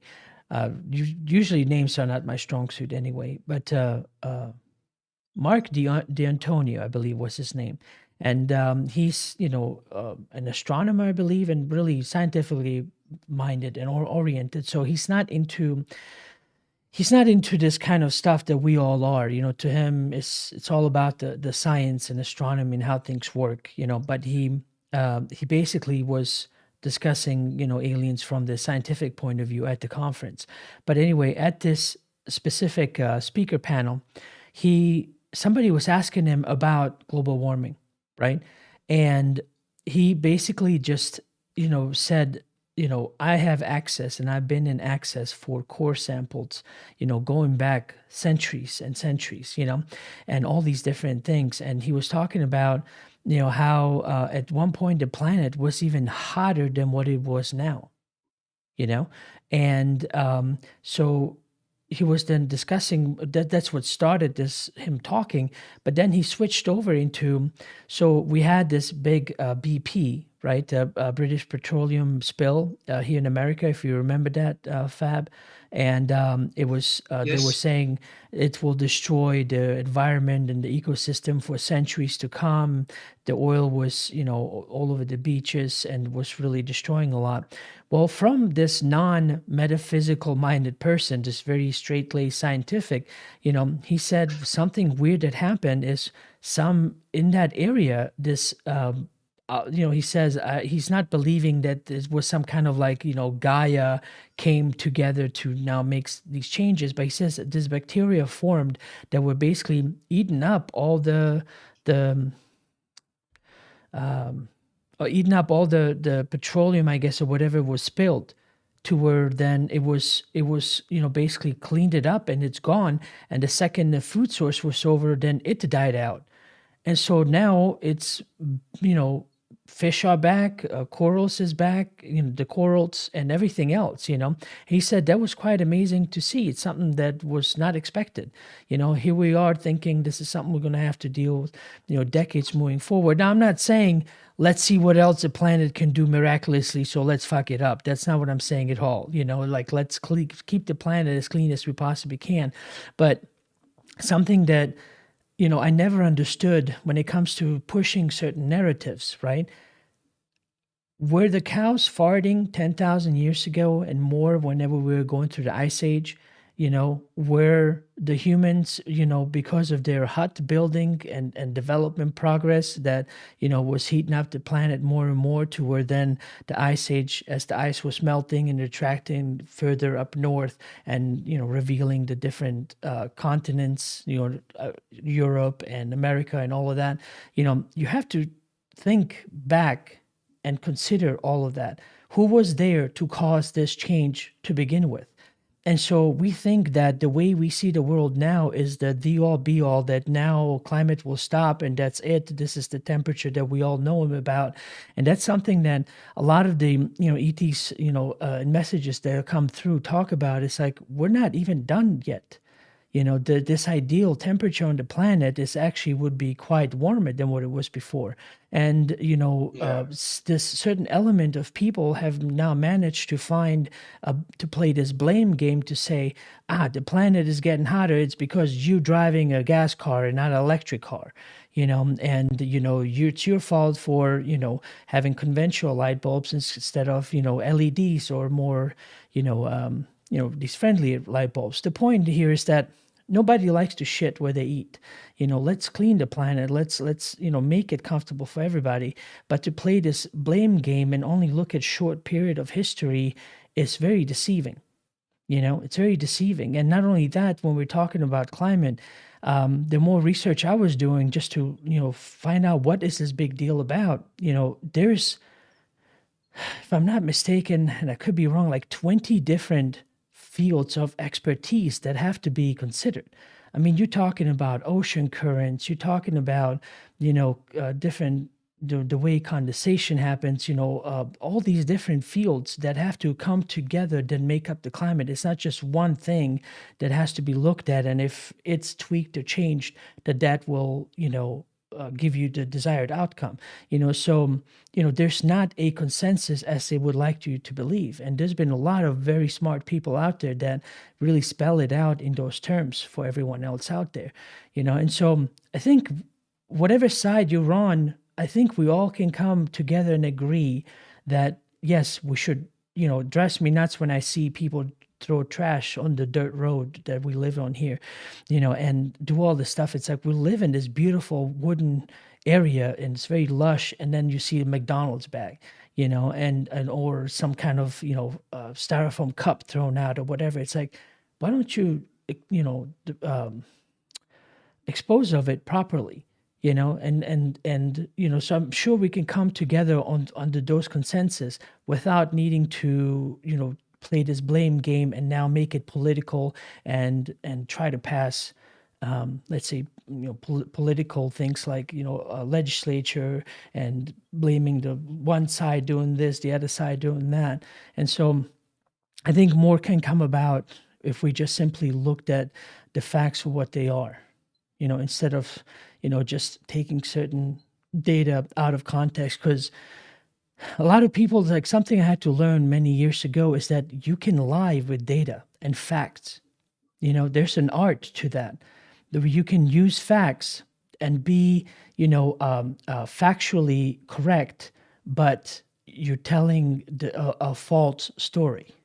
And that's something that's people going to have to start learning about and getting familiarized with. There's even books about that stuff too, to where you can look at facts and you're just like, oh wow, well I guess that's it. But it's majority of the time taken out of context.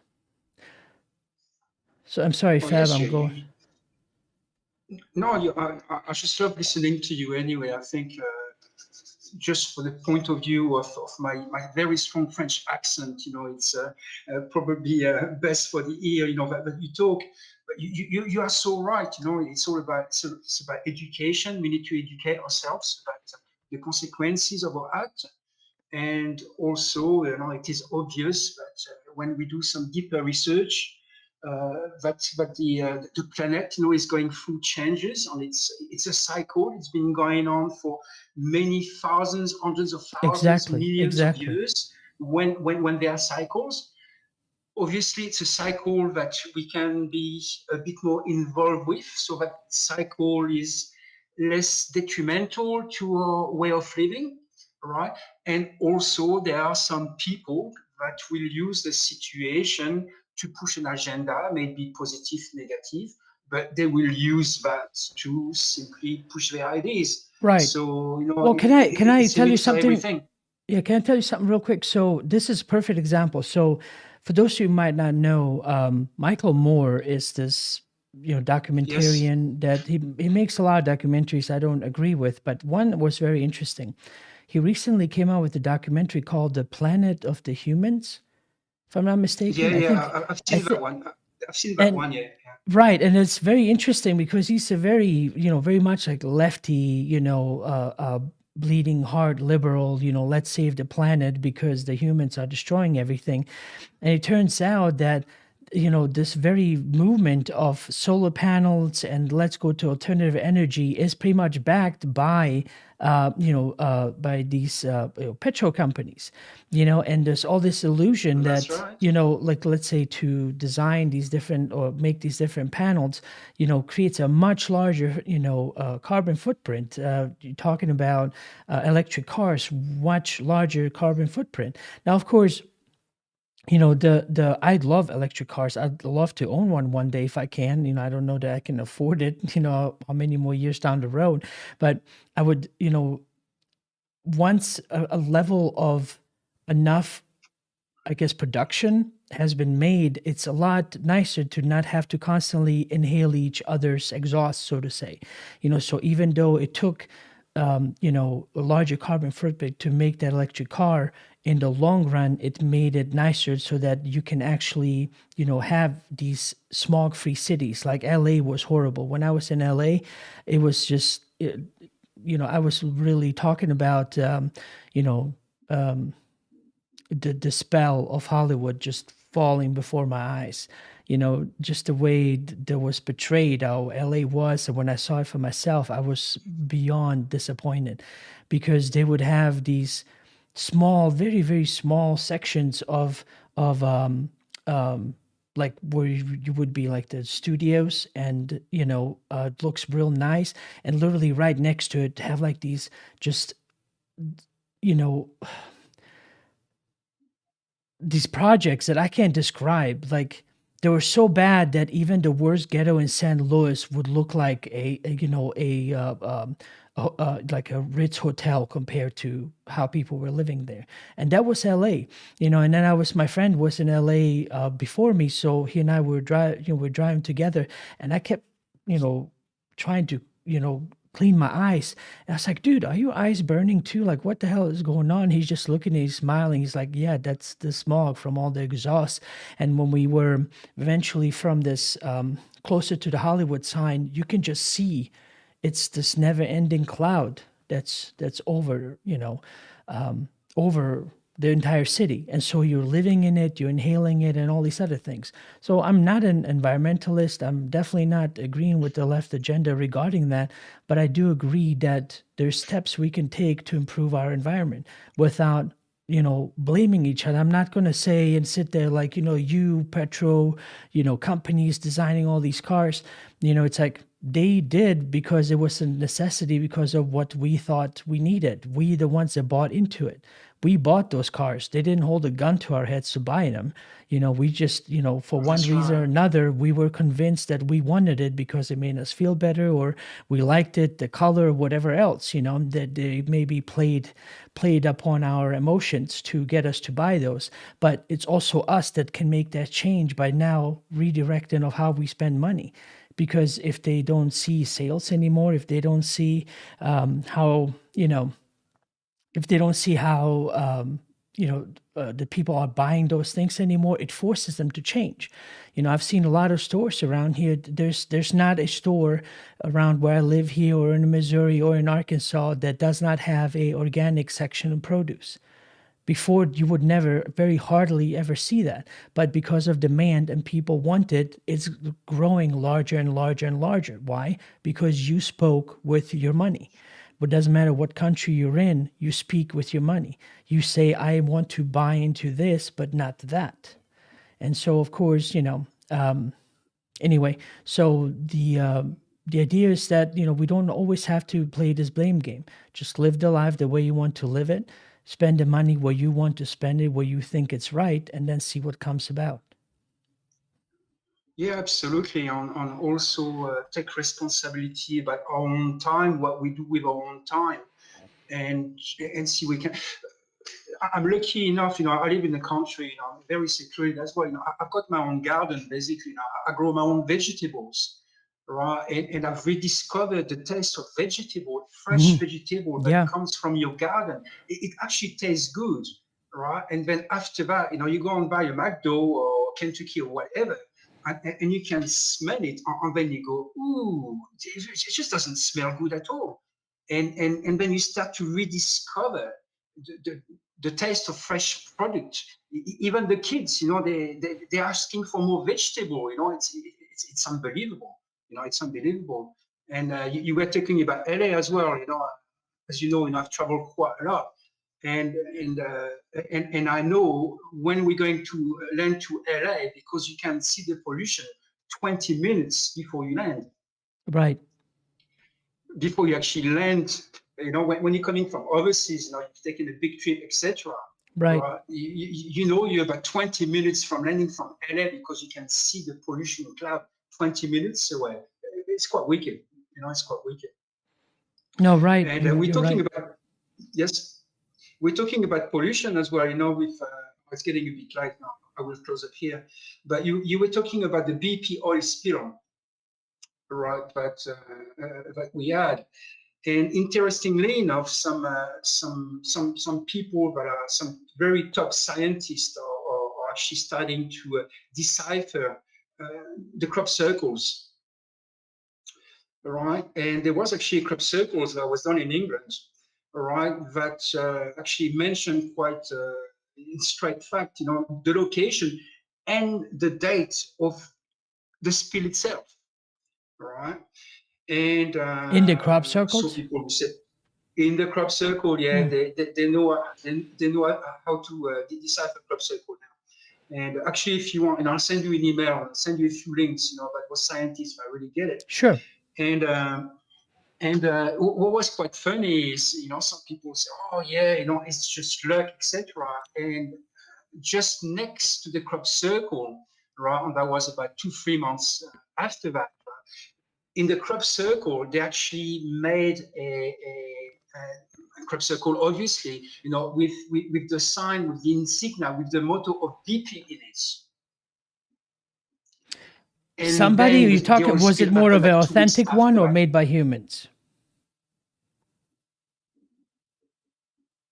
Well, the one that was said, that there was said, BP1 to start with, was said, oh yeah, it's done by human, obviously, right? And then after that, the oil company said, oh yes, we did that. But some research being done, and it was proven that it was more or less impossible to have been done by humans due to Okay. the configuration of the crop circle itself. Right, so it's BP that took the opportunity of using that crop circle, right, Right. to just promote their names. But some some real well versed scientist people went into that crop circle, right? It was denied as being too simple. It was deemed to be, oh yeah, okay, well, the whoever makes the crop circles now will not do that. But when they did some proper research, they realized that the way the crop circle made was obviously not being done by humans. Right. Right. So they actually spin the story. And so we're talking about pollution, about planet Earth, etc. And no, it shows that not only the planet Earth, can heal itself, but sort of looks like as well that we do have help, on how to sort of change our way of thinking on what we are doing by having some warnings, basically on saying, listen, there is going to be a problem here. It's like Fukushima also, with the, I think it was 2011 that exploded with that tsunami, terrible tsunami. Once again, this was very clearly defined in a crop circle 4 months in advance, and it was clearly defined with date and also the location.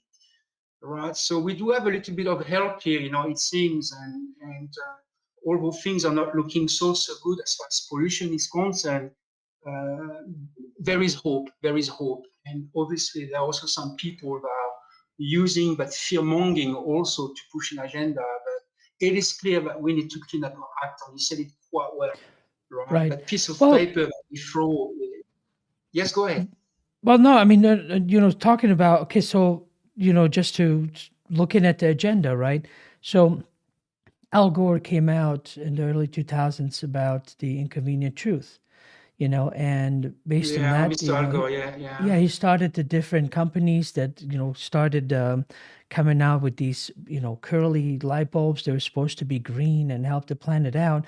And it turned out to be one of the most toxic, mercury laden bulbs you can possibly buy. It's like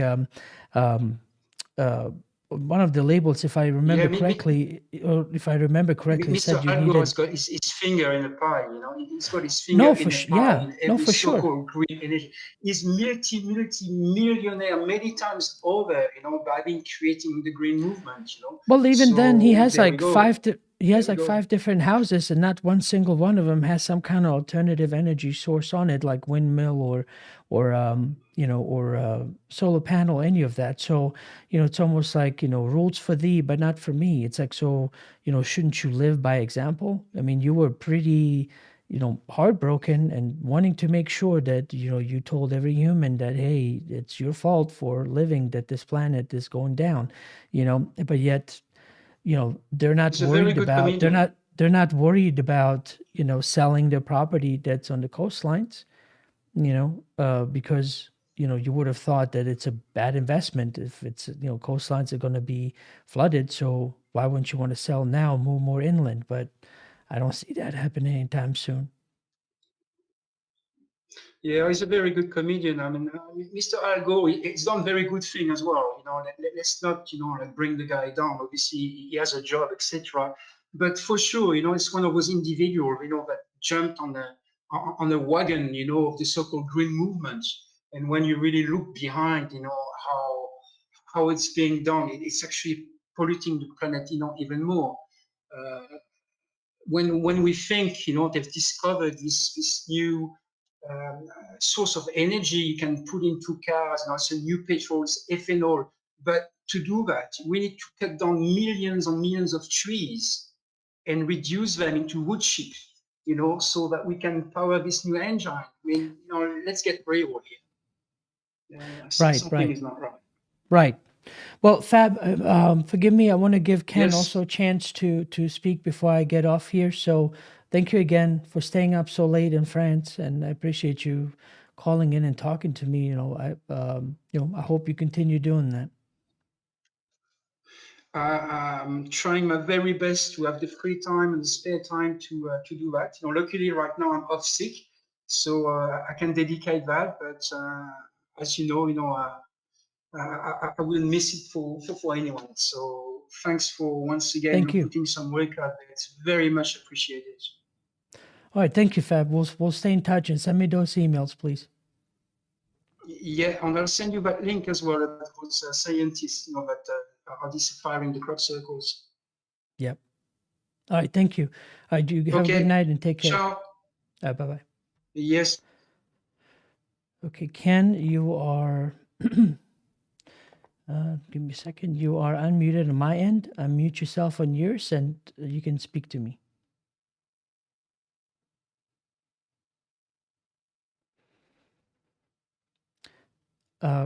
Ken, can you hear me? I have unmuted you. If you can unmute yourself and then we can talk. Yeah. Hello. Hi, I'm Ken Pass. I have a lot of information that, I've been doing stuff for a lot longer than everybody actually realizes. But the crop circles, for instance, they're much older than everybody realizes, and they're very sacred. There was a crop circle in England not too long ago, and a lot of people have found the same image on a rock that's called the Roswell stone. You might have heard about the Roswell rock. Mm-hmm. It has a design on it, and in England, I think it's England, they found a crop circle many years later, or many years before. I forgot which one it was, but when I was back in time, all those thousands of years ago, one of my elders handed me a stone because I had a job to do.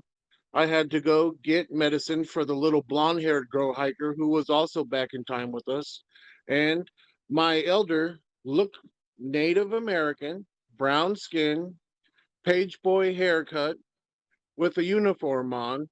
There were two of them. They were a little bit taller than I was, and they weren't from Earth.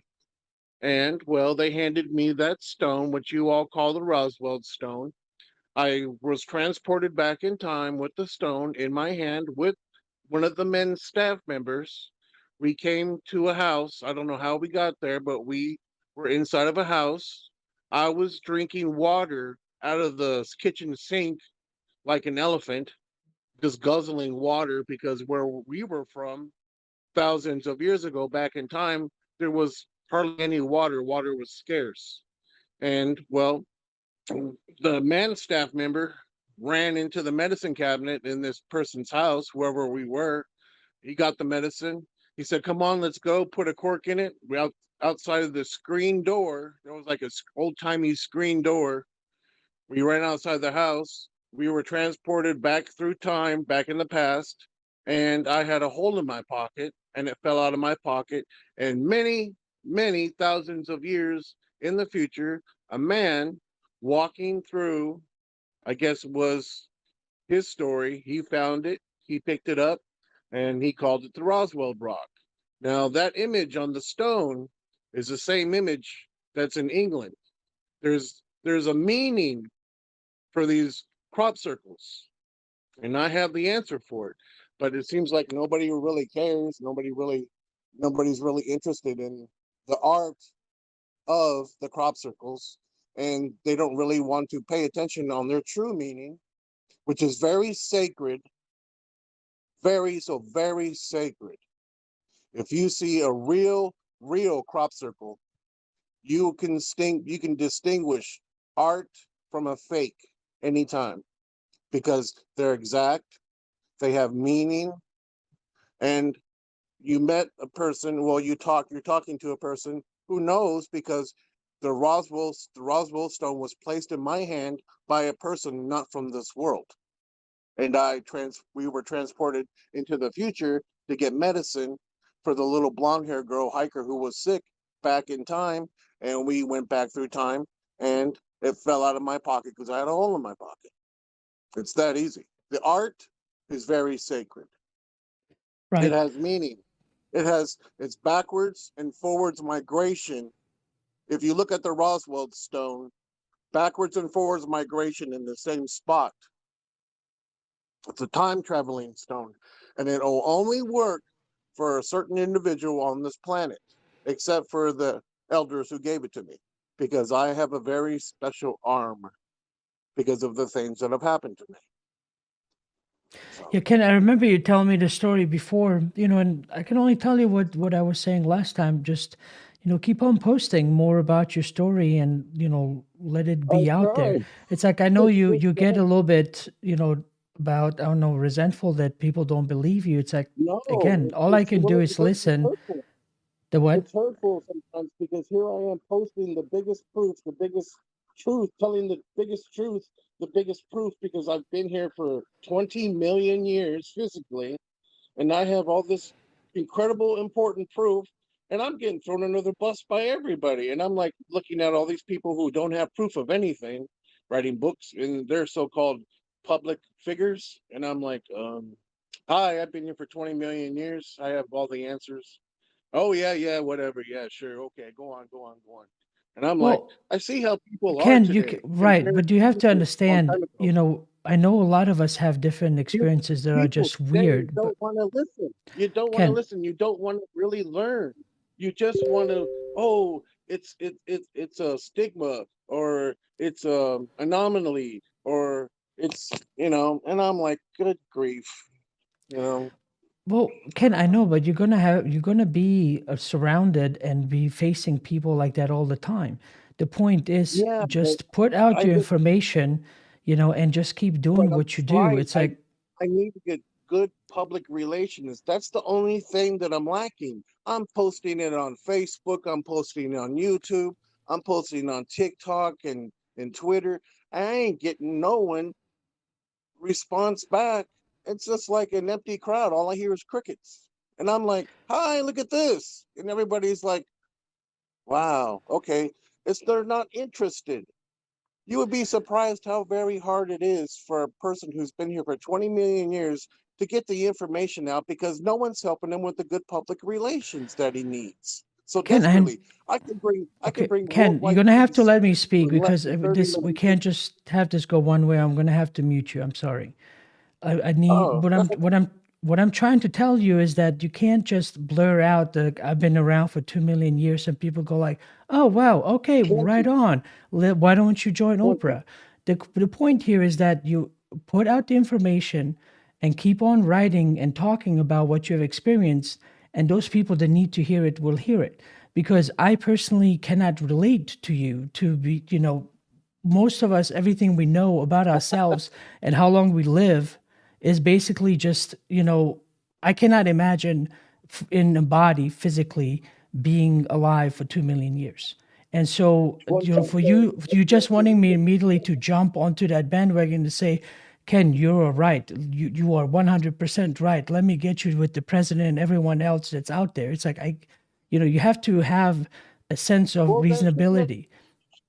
Shouldn't that take precedent over anything else? Because I've been here for 20, not 2 million, 20 million years physically. And I have all the answers to everything. And everybody's like, well, like you just said, I'll just mute you. I'm like, are you kidding? Mute the That's person not what I who's said. been I here said for I 20 mute you million because years. I'm trying to speak and you keep speaking over me. That's what I meant with mute you. Oh, I haven't, I'm sorry. that's right. Obviously, you've called in before and I answered your call and you raised your hand this time. And, I have no objection to you speaking your voice, because at least from my platform point of view, this is all I can do is listen to you, hear you out, and that's as far as I can go. I can't invest, in your story. I can't do specific things. That's my problem. It has to reach certain people that I guess need to hear what you have to say. But at this That's my point, all problem. I can do is hear you out and leave it at that. Yeah. Well, you got good public relations. Me, I don't get nothing. I get thrown under the bus, like I said. Well, but So with all I the said different about stories that I was telling, I have to take my time, and everything that I've experienced, I have to draw back to a common human experience that other people can relate, really spell it out in a slow and methodical way, to where if I just jumped into the story that when I first experienced it and just started talking, I would have been all over the place. People would have thought I've gone nuts and there would be nobody listening, but at least I've taken the time to really dissect everything that had happened and then have it in a concise way and manner. So when I speak, I'm talking and connecting and drawing dots to where they can, kind of follow back somewhat. Of course, they haven't had the experience, but they can kind of look back and say, okay, I can see what you're saying here. So to just jump into, I've been around for 2 million years and like, okay, there's no human that I know that can relate to you. That's why it's being rejected immediately. So that's why I'm telling you the same way that I did with UFO Hub, just simply continue posting, talking, and make your case known. And those that need to hear it will hear it, and then will contact you if and when is the time. I never, ended up thinking, never considered that UFO Hub will be at the point where it's at now. And it certainly wasn't because I complained about it. I just told what I understood to be the truth and conveyed my experience the best way I knew how, and just let things play out. And I kept doing it on a regular basis and kept moving on. And that's where I am today. So I'm telling you to, you want to be heard, continue the same way. I can't relate to you, but I'm not poo-pooing your story. All I'm telling you is that it requires hard work to get to be heard or known at any point. Because some person that might have written a book that immediately gets onto Oprah, that's, through hard work and luck that they immediately got to the top and are well known immediately. There's other people that, will live and die and nobody will ever hear from them, and they have some amazing things to tell us about. So just always keep that in mind. Can I say something really quick? Sure. I've been here for 20 million years. I really have all my ducks in a row. I'm one of your ancient ancestors, and this is how I'm getting treated today by everybody. You're one of your ancient ancestor fathers, me, because of all this happened to me, is getting thrown on the bus by all of you new people who are here today, who are showing me no respect whatsoever and just saying, well, this and this, and using it as an excuse. Now, I'm the one with all the proof of everything. If you really want to pay attention and listen and learn and take your time and do it right, I have all my ducks in a row, and I'm not scared to share and tell the truth and show the proof of things. It's just that easy. It's just I don't have good public relations, that's all. Because people don't really want to take the time. I've been here for 20 million years, not 20. Physically, and because I was a time traveler with UFO, with extraterrestrials. I was a pilot driving a UFO with extraterrestrials. And I have all the proof of that too. And that's really important stuff, So well, that's I great. love everybody. So keep posting, and I wish you luck, Ken. Well, yeah, that's yeah. Okay. I'll talk to you guys later. All right. Take care. Bye. Okay. Well, anyway, so I'm going to leave that at that. But who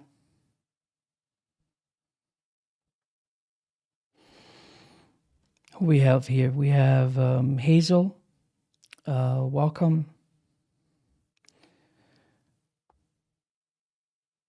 Ellison, welcome as well.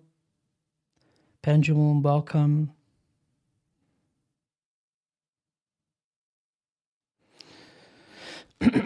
Ellison says, Ednan, so patient you are. Wow, this has been live for 2 hours. Yeah, usually, I try to go as long as I possibly can because not that many people call in because I want this to be over Telegram and be auditory. So sometimes some people get to speak longer, others shorter, depending on how many people are on the list. But just basically want this to be open lines. And as if you've seen, there's everyone and anyone that can call in with their story. And so,